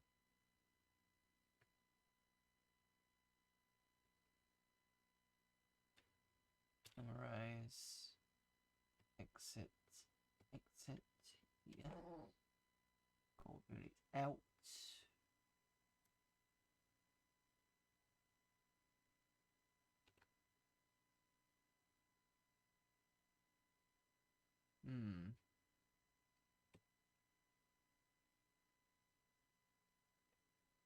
Oh, that's a bit better.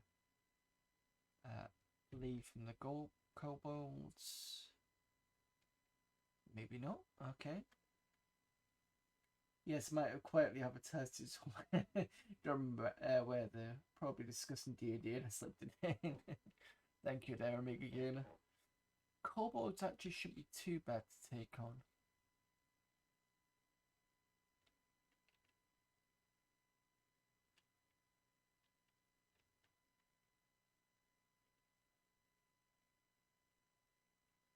There's only 2 of them.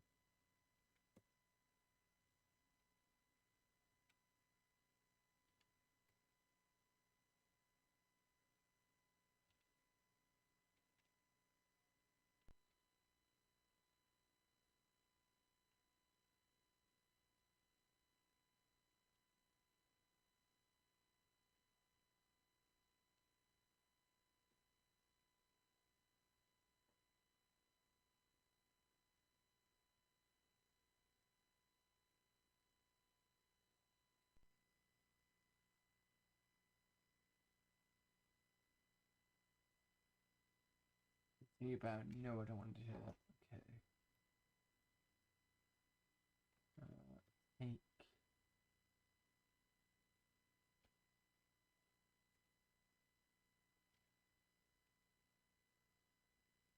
I can not care. Core, take copper.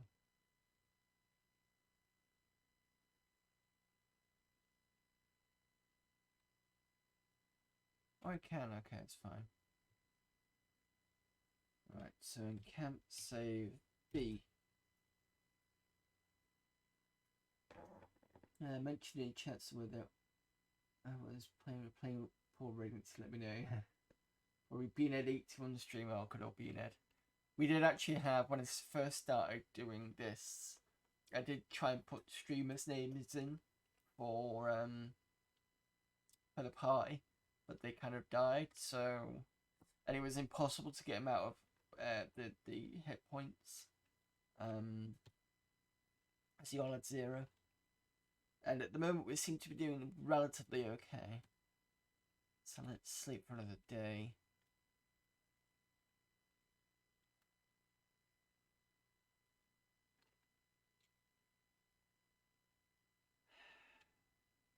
we're just going to be wind up having to go backwards and forwards on this.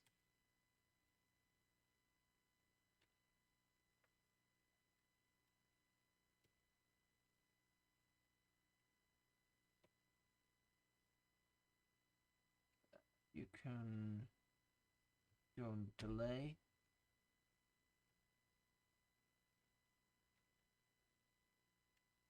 At the moment I can't move into him, so I'll have to do it this way.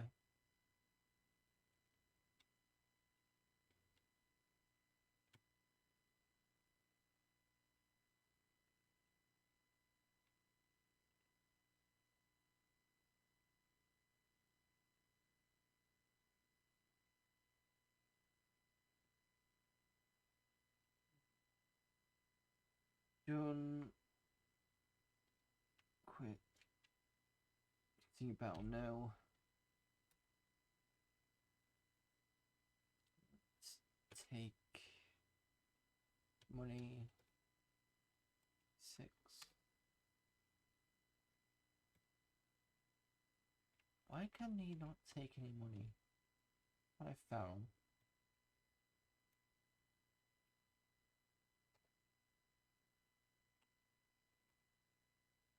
There we go.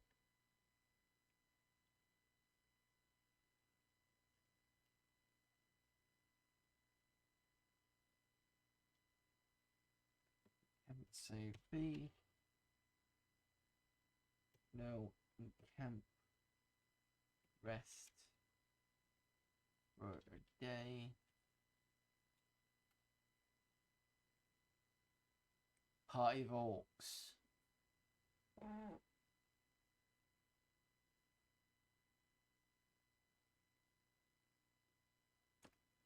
I forget combat, we should be able to hit straight with the first one. Because if we're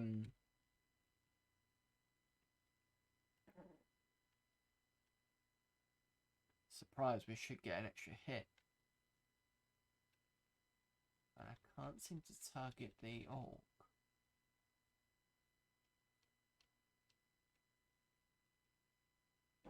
Oh, because I'm pressing Y, idiot.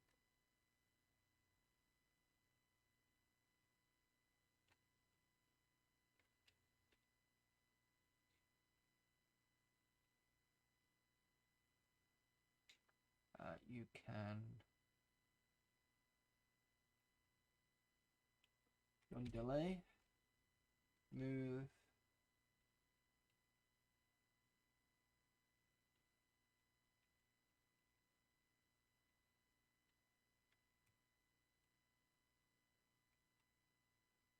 just put guard actually. Right, aim next.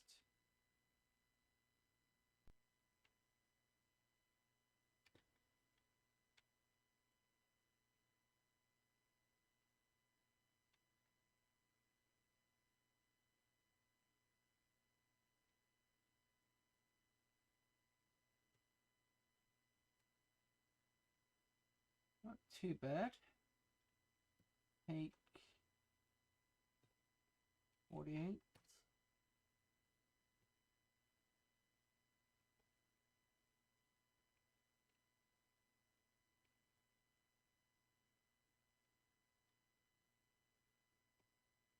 Okay, so I keep pressing delete and it's kind of stopped me from taking the loot, which is a bit annoying.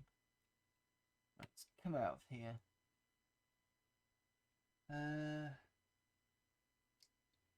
Look.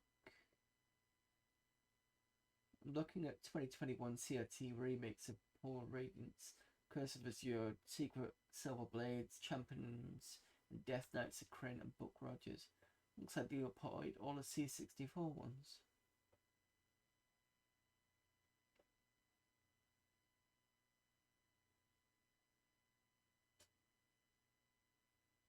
Are they all updated graphics or is it the same as this?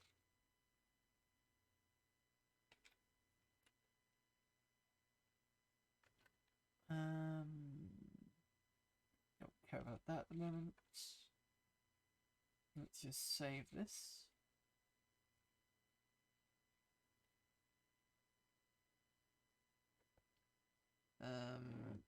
Yes.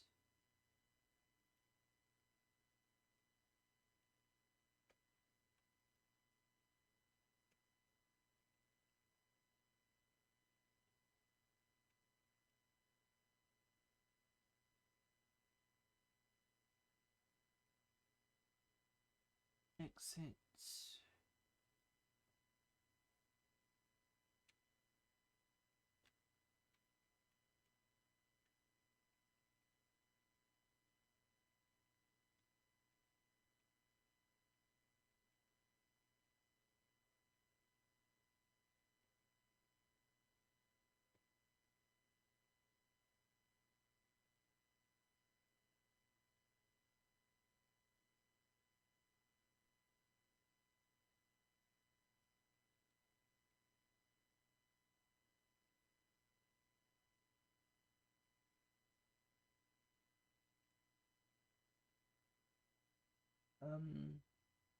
Oh, yes, because that was my magic use. I was wondering why they didn't have anything ready.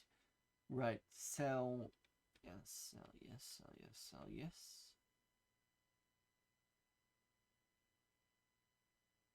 And I also need to buy exits.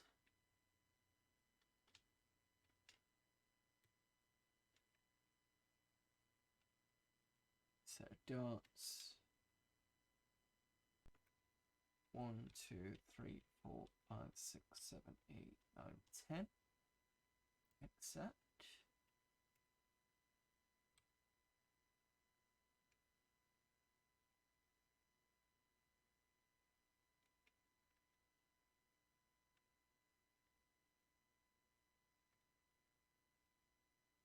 You need a set of arrows. Can I actually get a quiver? Coral, that's it.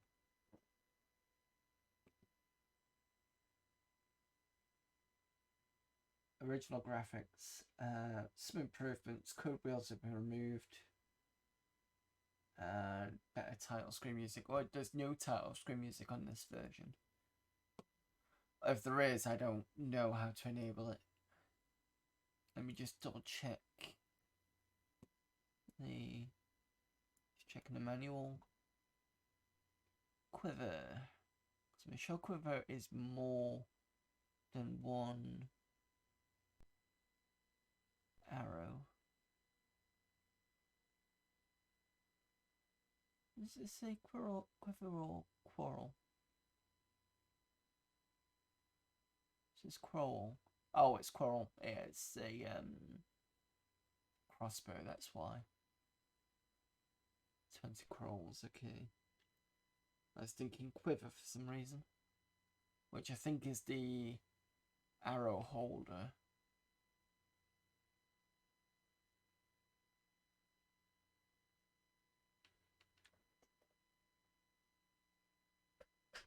Old era PC, you probably had no music. Sound cards were not common, yeah, probably. Yeah, I'd say so actually, thinking about it, because I don't remember having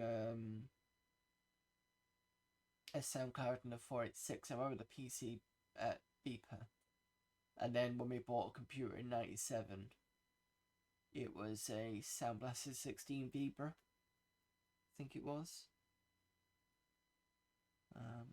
Okay, let me double check the condition manual, because I want to check whether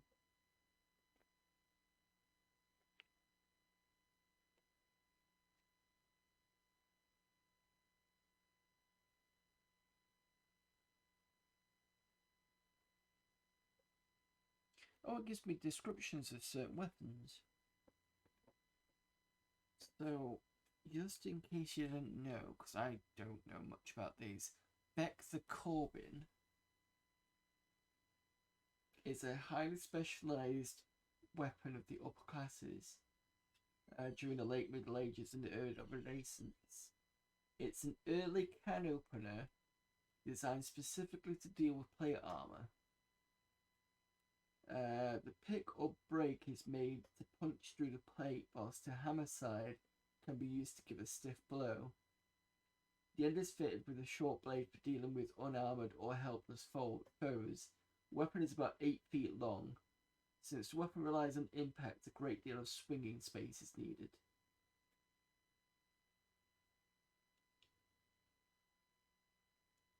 The pick or beak is made to punch through. So basically it's a hammer end with a spike thing at the other end, I believe. And there's the Bill Gazama, is it? Particularly bizarre looking combination weapon. The Bill Gazama is an outgrowth of the common bell hook. Mounted on a 7 to 8 foot long pole, it has a combination of a heavy cleaver blade, a jutting back spike, and a hook or spike at the end. So it could be used in several different ways. Like most pole arms, it requires lots of room to use. Yeah, so it basically gives the same descriptions as, so that at least that's not changed between editions. If anybody has any particular questions about whatever's there, I can read out whatever's in the manual, what I can see. Well, that's what wasn't what I was looking for. I was looking for equipment. Where's the list gone? Where's the list gone? There we go.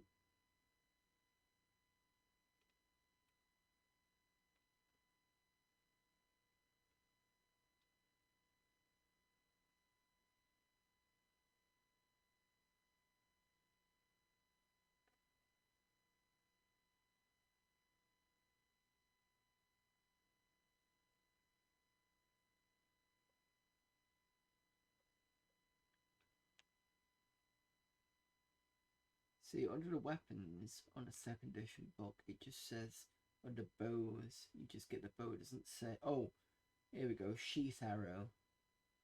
It doesn't tell you anything about quivers.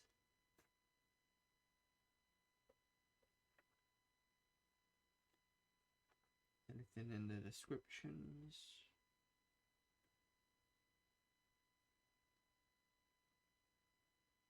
No, not really. Oh well, I just thought I'd check. Anyway, I need to get some arrows for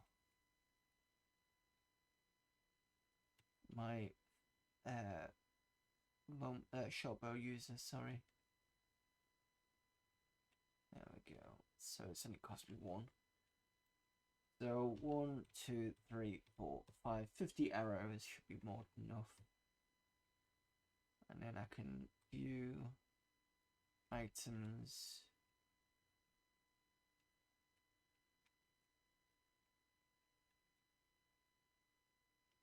Exit. And I can go to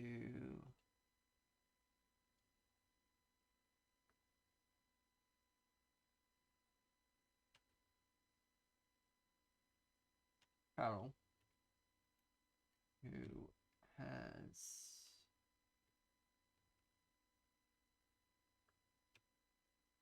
there we go. Okay. Let himself a copper. So I should have enough.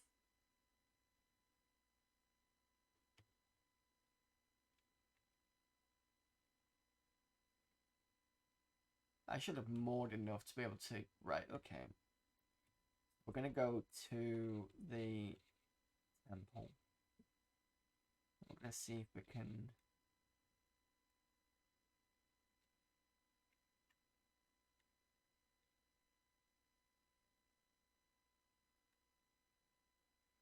I don't know why I'm coming here, because I keep coming in there and never being able to come out. But, right, in camp, save B. Quit DOS. Exit up. Do you seek healing? Yes. Heal stun for critical wounds.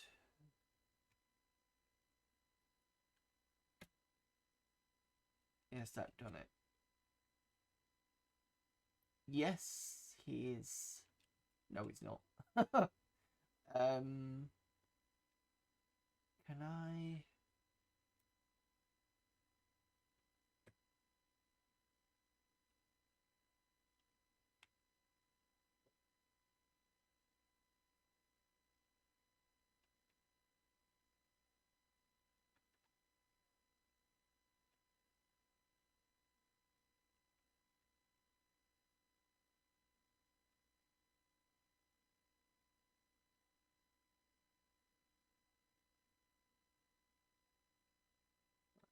against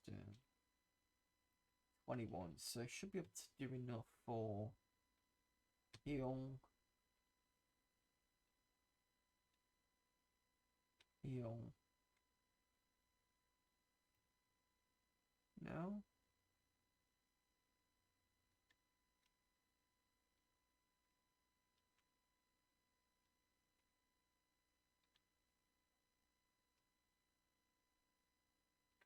How could he have not enough money?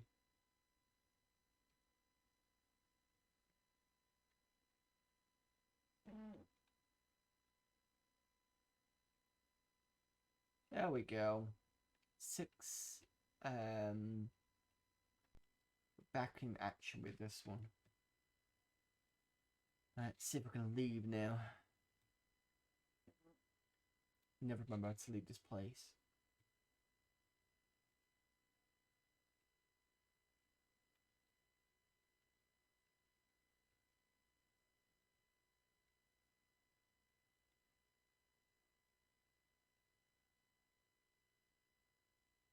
Okay, for my namesake, I suppose better try the Amiga version as well.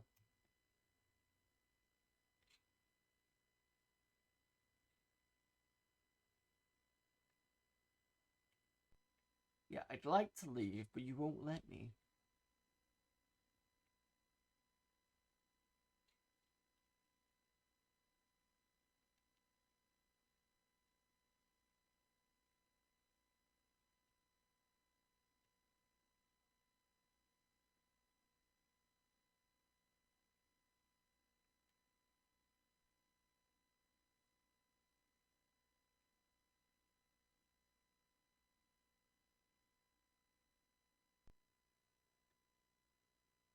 Right, so what you need to do is, I need to remember this, so everybody try and remind me of this.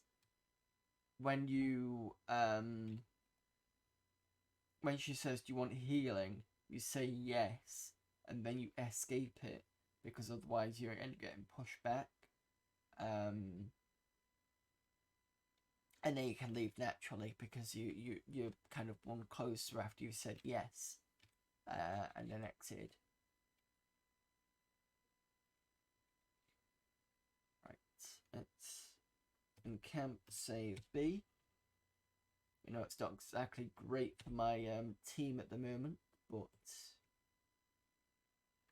And encamp rest for hours. What's the healing rate for... Is it possible to know what the healing rate for resting?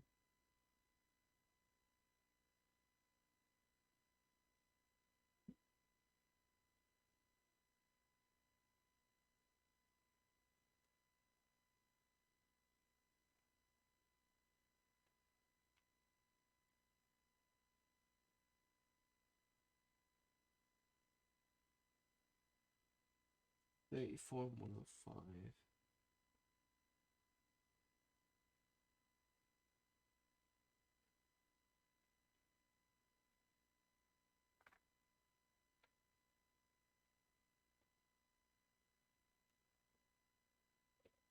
Characters heal naturally at the rate of 1 hit point per day of rest. Fuck me. That's not gonna be good. So I'm gonna have to. Jesus. Okay, let's do something else a second. I need to get Gold Moon. Magic. Memorize? Yes. Brilliant. So, Cleric spells 3. Cure Light Runes, you can memorize that one.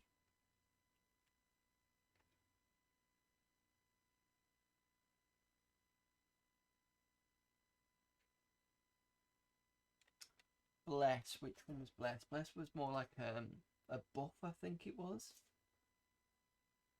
3 spells. Upon uttering the Bless spell, the caster raises the morale of friendly creatures and any saving throw rolls they make against fear effects by +1. Furthermore, it raises their attack dice rolls by +1 The blessing, however, only affects those not already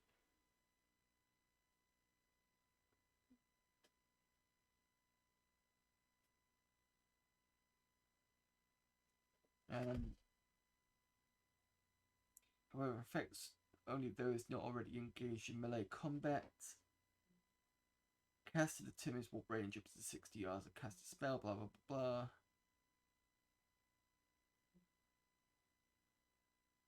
Okay, so basically it's a buff. Right, that's fine. I'll take that one. And then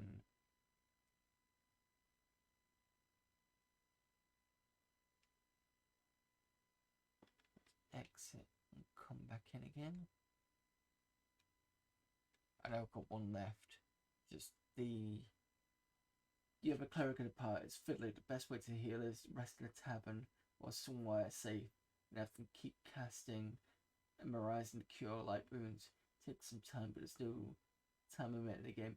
Yeah, the problem with going into a tavern is that the last time we did that, the entire party died because they got into a fight just by walking in. Which is why I'm trying to avoid the tavern at the moment.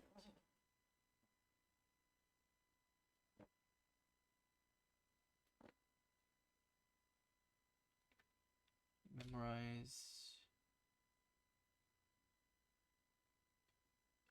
Bugger. Yeah. Rest 4 hours. Real. Memorize.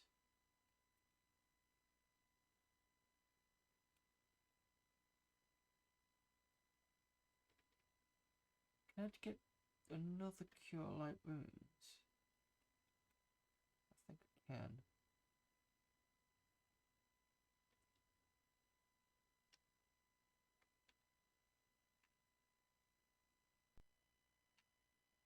Real. Okay. In, not the tavern. Okay. Let me just have a quick look at the map.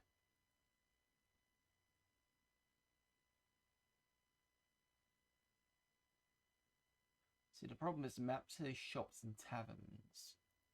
So I look at the manual. I think that gives me a map as well.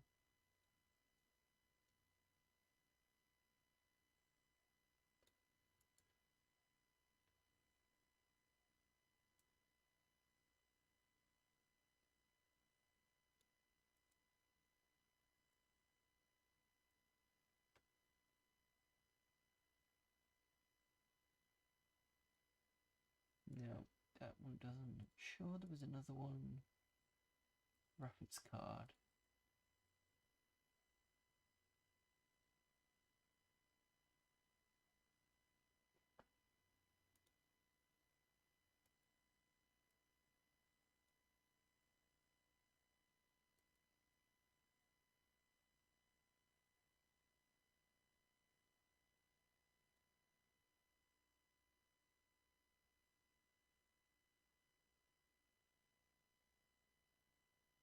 Yeah, the reference card doesn't give me anything.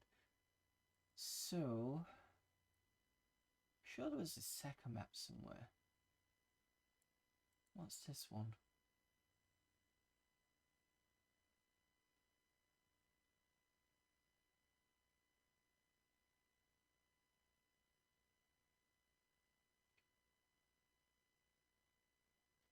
Yeah, that's not of any use.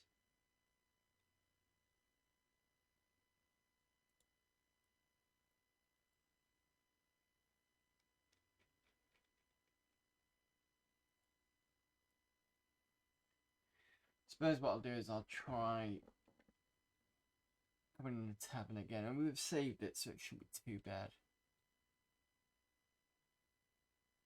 And it's dark. That's nice to see.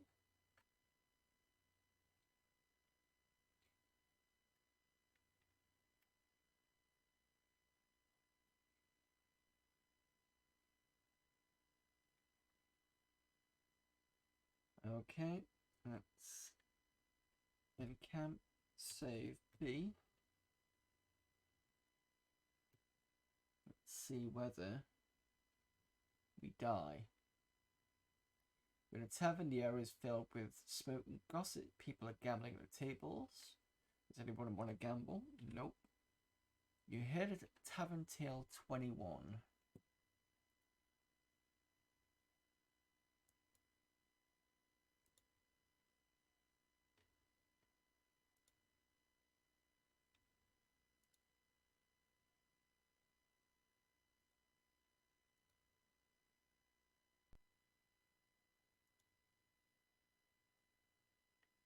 Here we go. The monsters in Flan are led by one of the generals who sacked the city a generation ago. The general has used great magic to make himself a mole. Okay. Oh. Did we not get in a bar fight?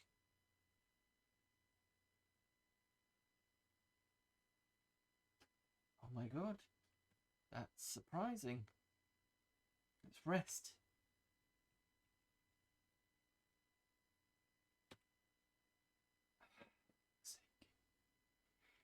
Go. So I can't actually rest in a tavern. Unless I'm doing something wrong.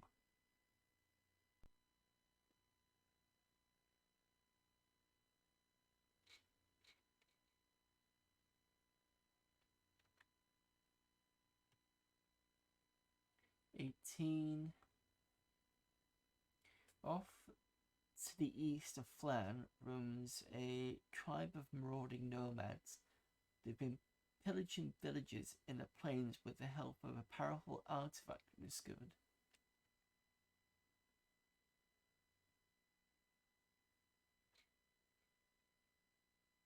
Try and camp in again. Rest. 3 hours.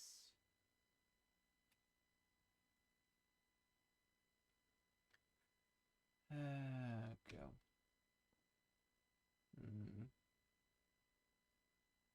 Need an interest where you can camp safely. Cost one. Okay, 1 per person. Try that. No, I'm gonna ignore that tail because I want to see where the inns are.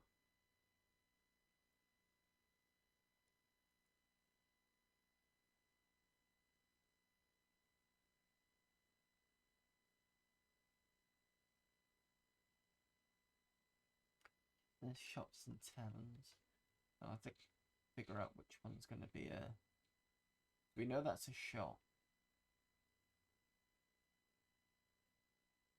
Yes, here we go. We'll pay call. We'll quite happily pay. Oh, thank God. Rest. 4 days.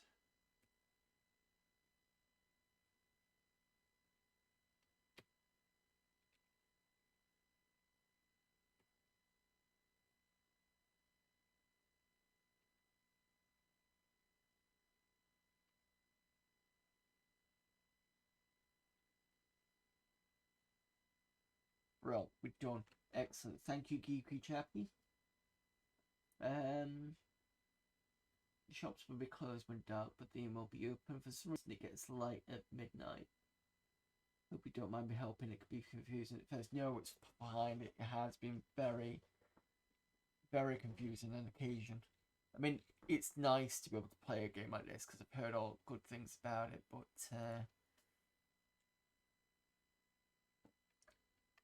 it's good to, finally get through all the small bits and finally get there when, finally get there and play. Save B.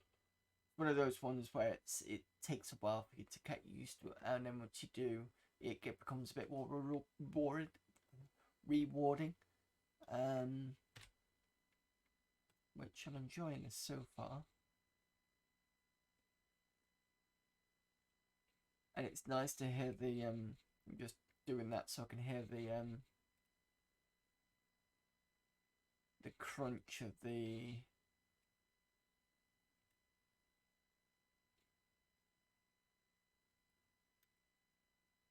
PC beeper.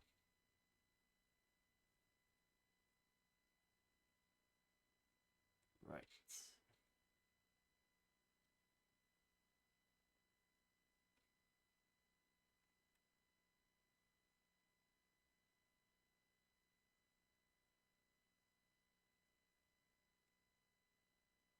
Which way am I going? I'm gonna go this way first.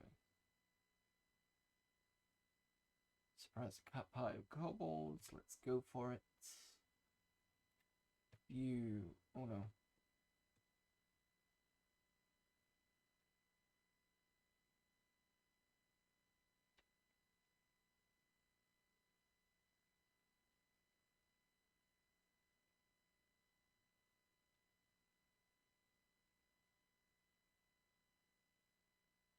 I'm gonna delay.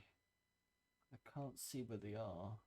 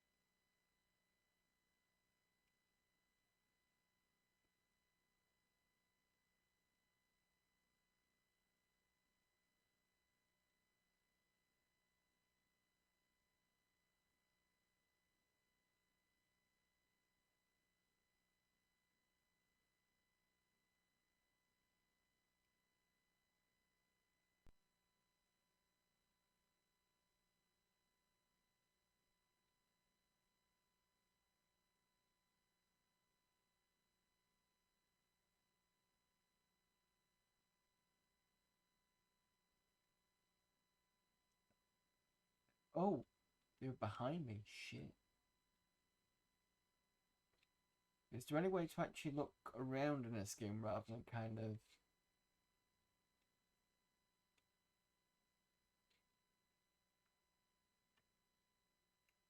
trying to figure out where I'm supposed to go?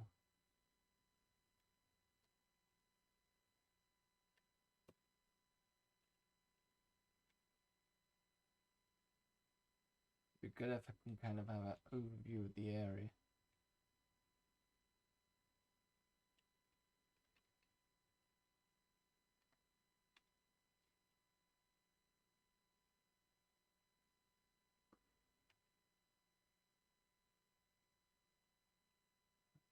I shouldn't have done a quit, but never mind.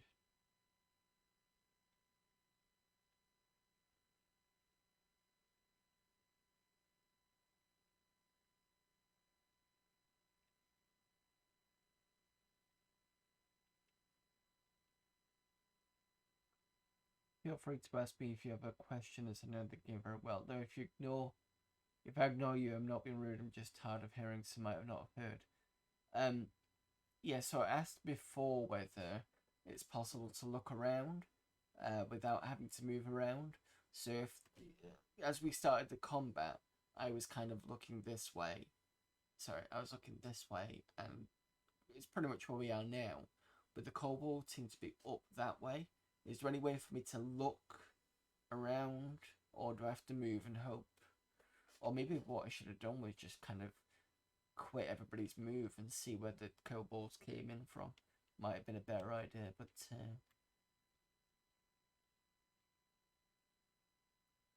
right, I'm going to aim.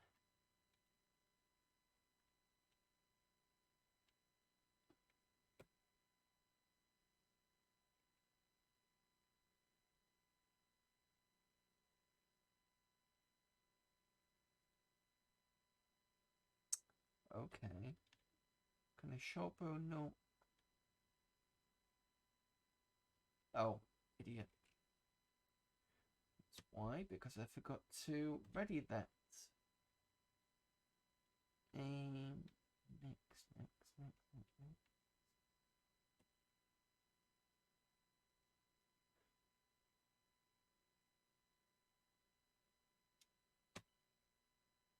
Oh, that's good. I'll get 2 hits on that. Gold moon. Can you not move?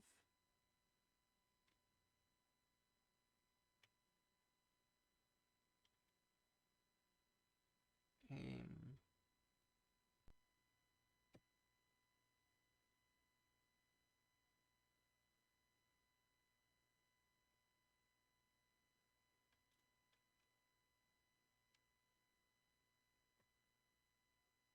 Or is it because I've not moved, which means I get 2 attacks?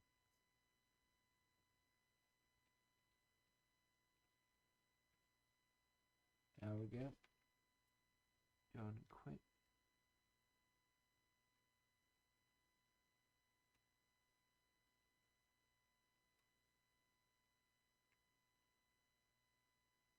Oh, Brian's not good.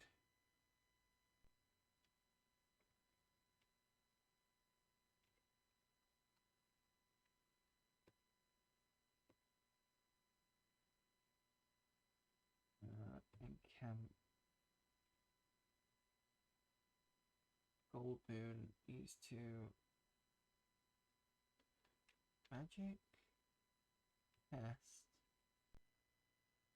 Oh. I put in cause light wounds, but never mind. Cure. Cast. On. Brian. Exit.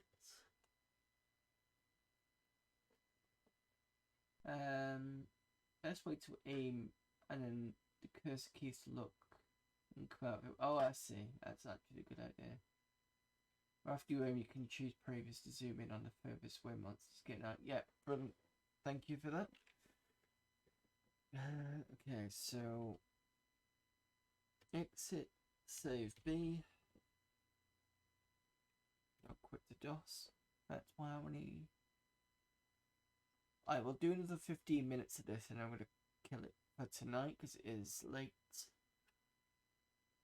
But we've done quite a bit of an advancement today, so that's good. Let me just see if I can magic memorize.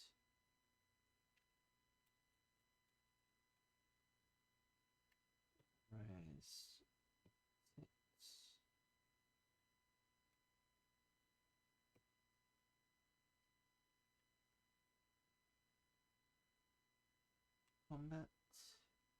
Right, so I'm going to try aim. Now, the cursor keys don't work if I click aim. Oh, unless I need to go manual. Right, I see. I see. Right, so they're up there. But the cursor keys do work. But I'm on numpad since that's what it prefers. Okay.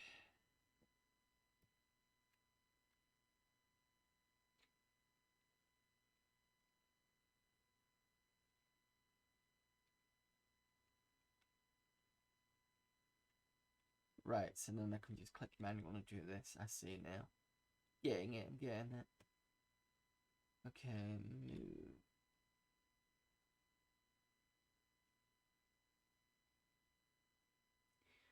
Balance.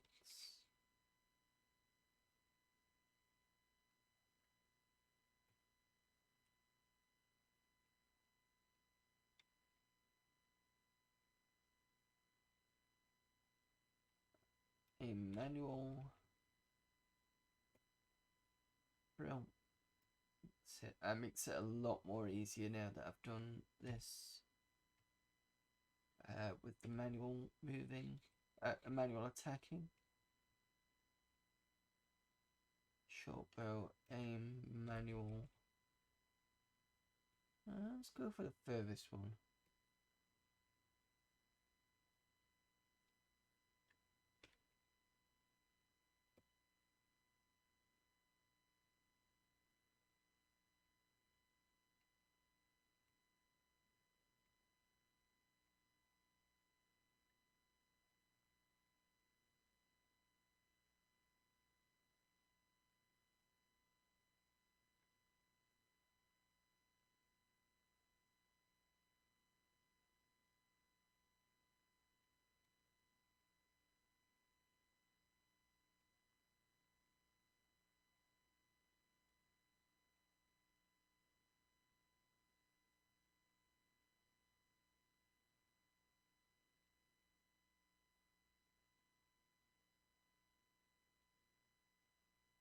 Why can you not do anything? Oh, you out of... Hang on a minute. Oh no, you still got...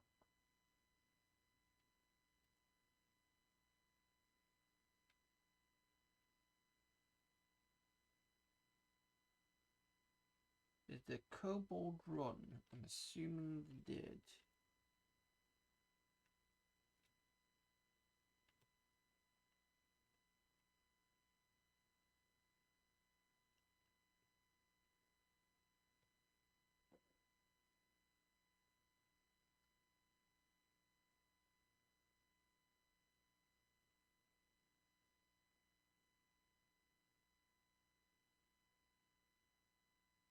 Can't use range weapons, but excellent. Okay, that's good to know. In camp, save B. Do not quit to DOS.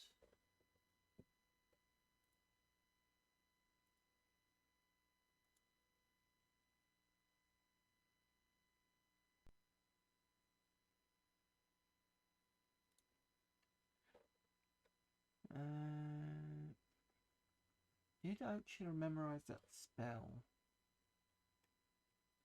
Okay, Gold Moon, did you memorize it?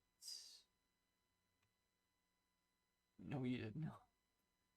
That's fine. We know where to rest now anyway.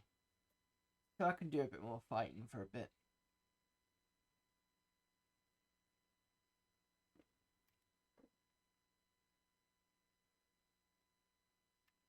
Combat. Oh, they're right next to me.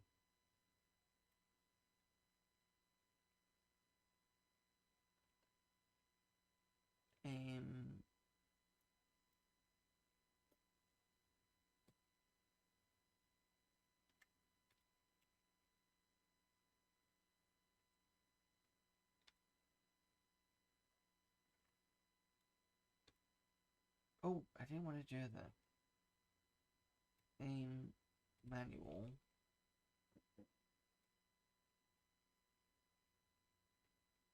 You've got no ready. Manual.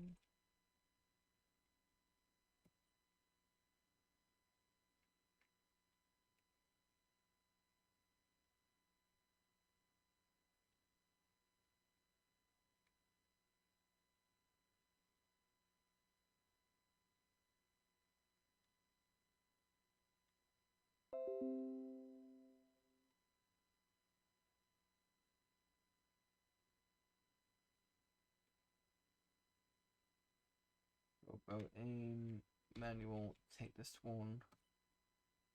And we're done.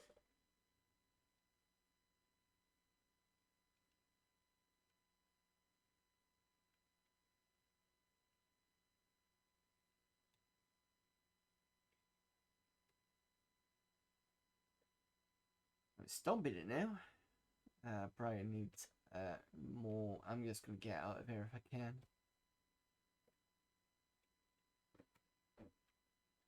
Take short sword. Exit.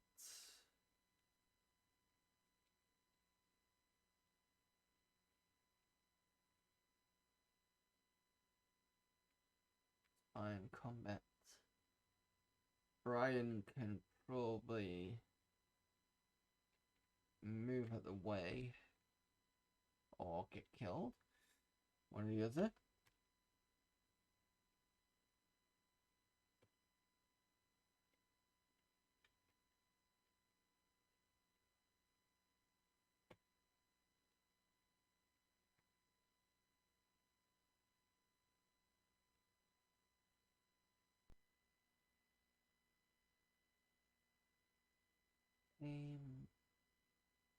Manual.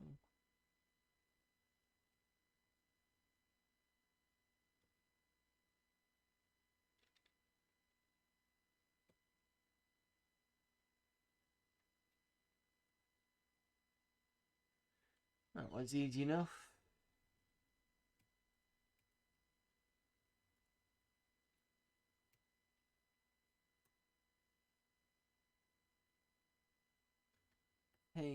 silver, 96.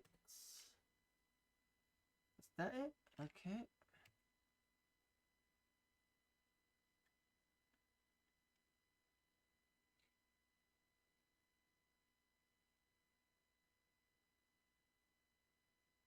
Combats.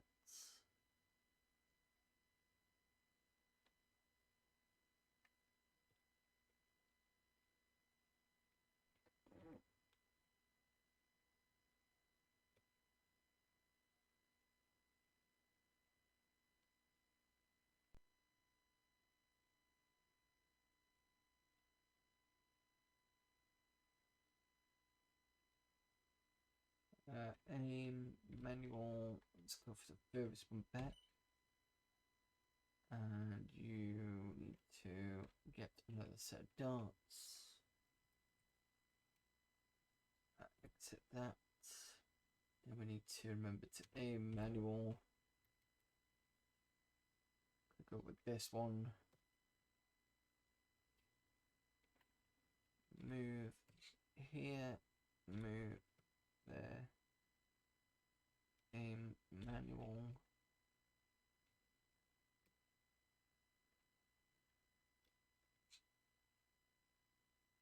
That's fine. Aim manual.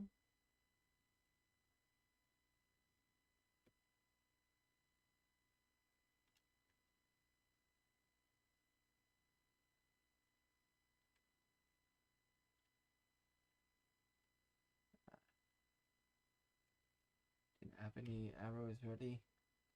Aim manual. That's you taken care of. Manual. Aim manual.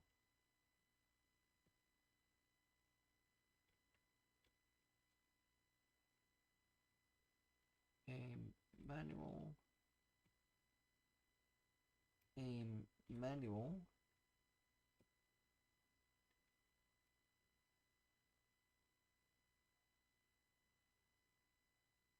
Am I out of range or out of weapons? Yes, out of that. Okay, exit. Aim manual. Aim manual. Oh! Takes out the magic user and flees. What a bastard. Let's first address the question, and then we'll get to the don't want that. Shut up. Are you a Shut fan up. of Hellraiser? And if so, do you think don't. this? Thank you, stupid thing. Sorry about that.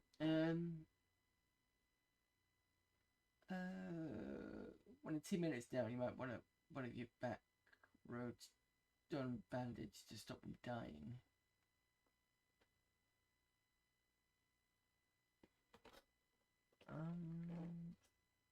I don't think I've got any bandages.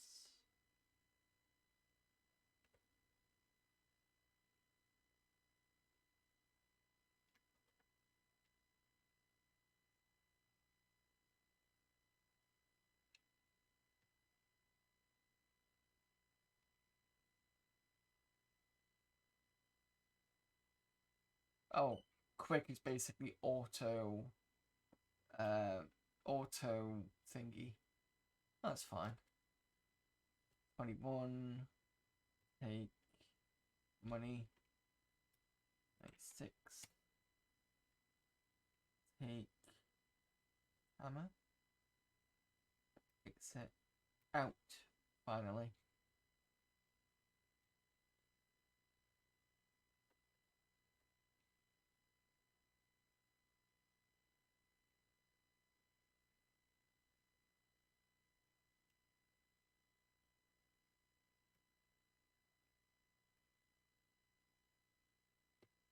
See if I can rest for a few days.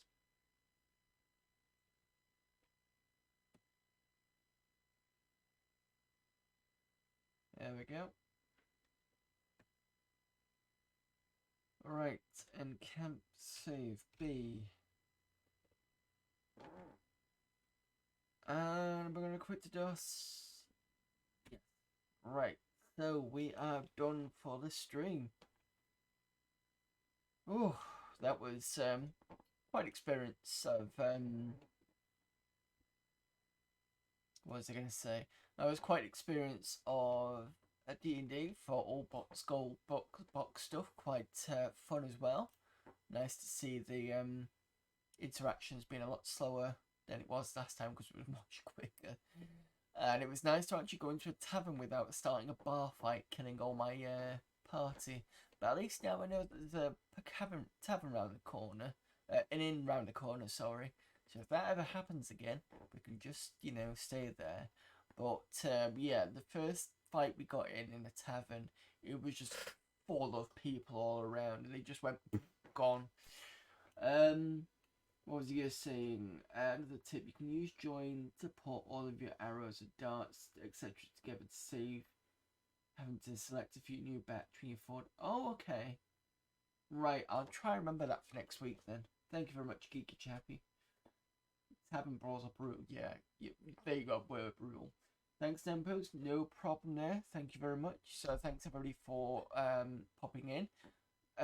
Pool of Radiance will be back next week. Let me just grab the stream schedule.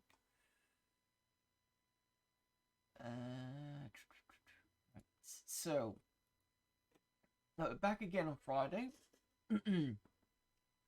Well, I'll be on the Windows 98 box and we'll be playing more of Gunman Chronicles. Hopefully I can get past the area that I was in. Excuse me. It's basically that area that I come in and suddenly I get like people coming in at me, and I've got loads of weapons, but I've done it a few times and I've not been successful. So maybe, hopefully, I've had a few days off and I can come back to it and suddenly I can be better at it. Sometimes it happens. And then that's out of the way. Sunday is Tomb Raider. We are very, very close now to finishing it. So Tomb Raider 4 Last Revelation. We're about 2 to 3 levels off doing it. So that's good. Amiga Monday, not quite sure what we're doing yet. I need to sort out Image Magic and see if I can get it sorted. If I can, then it'll be game dev. If not, then it'll be another review request night. So I'm not going to say what it is. I'm just going to give you those 2 options. And then Tuesdays is going to be Pool of Radiance. So that's your stream schedule.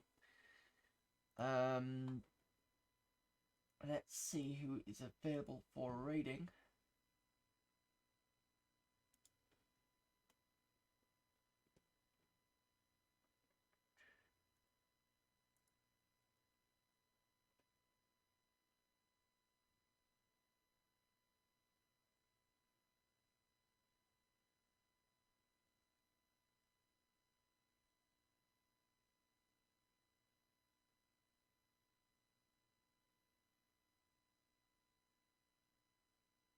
Okay, I've got an idea for one person.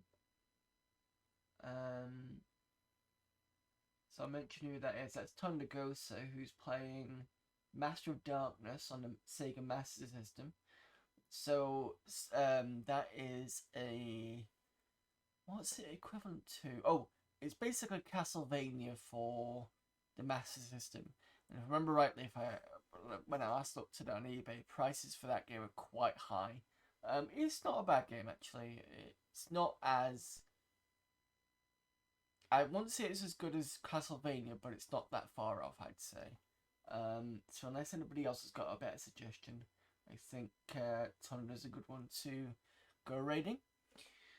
Tunda's cool. That sounds like a good one, so I'll give you a moment to decide whether that's one you want to go for. And then we're going to raid. And I need to wipe my palate because I'm a bit dry in the mouth. That might have been... Maybe clip that, or maybe don't clip that. I don't know.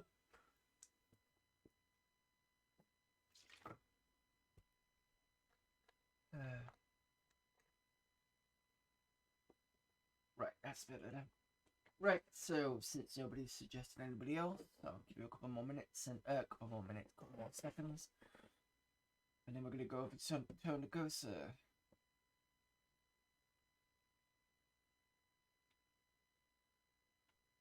Night there, Geeky Chappy. Thanks for all your help as well as Amiga Gamer. But Amiga Gamer is usually quite helpful.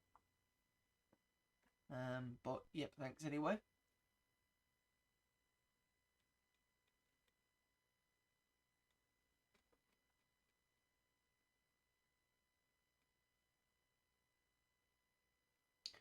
Right, so let us raid Thundergoose.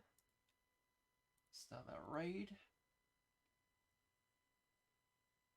We've gone white screen on my monitor. Yeah, it does that sometimes when it doesn't get a thing. I need to kind of see if I can switch it back out of. Yeah, the inputs are not working. I have to pull the power out and redo it. No, not the power out of the PC, the power out of the monitor. Anyway, less chatting, more raiding. So I will see you guys next time.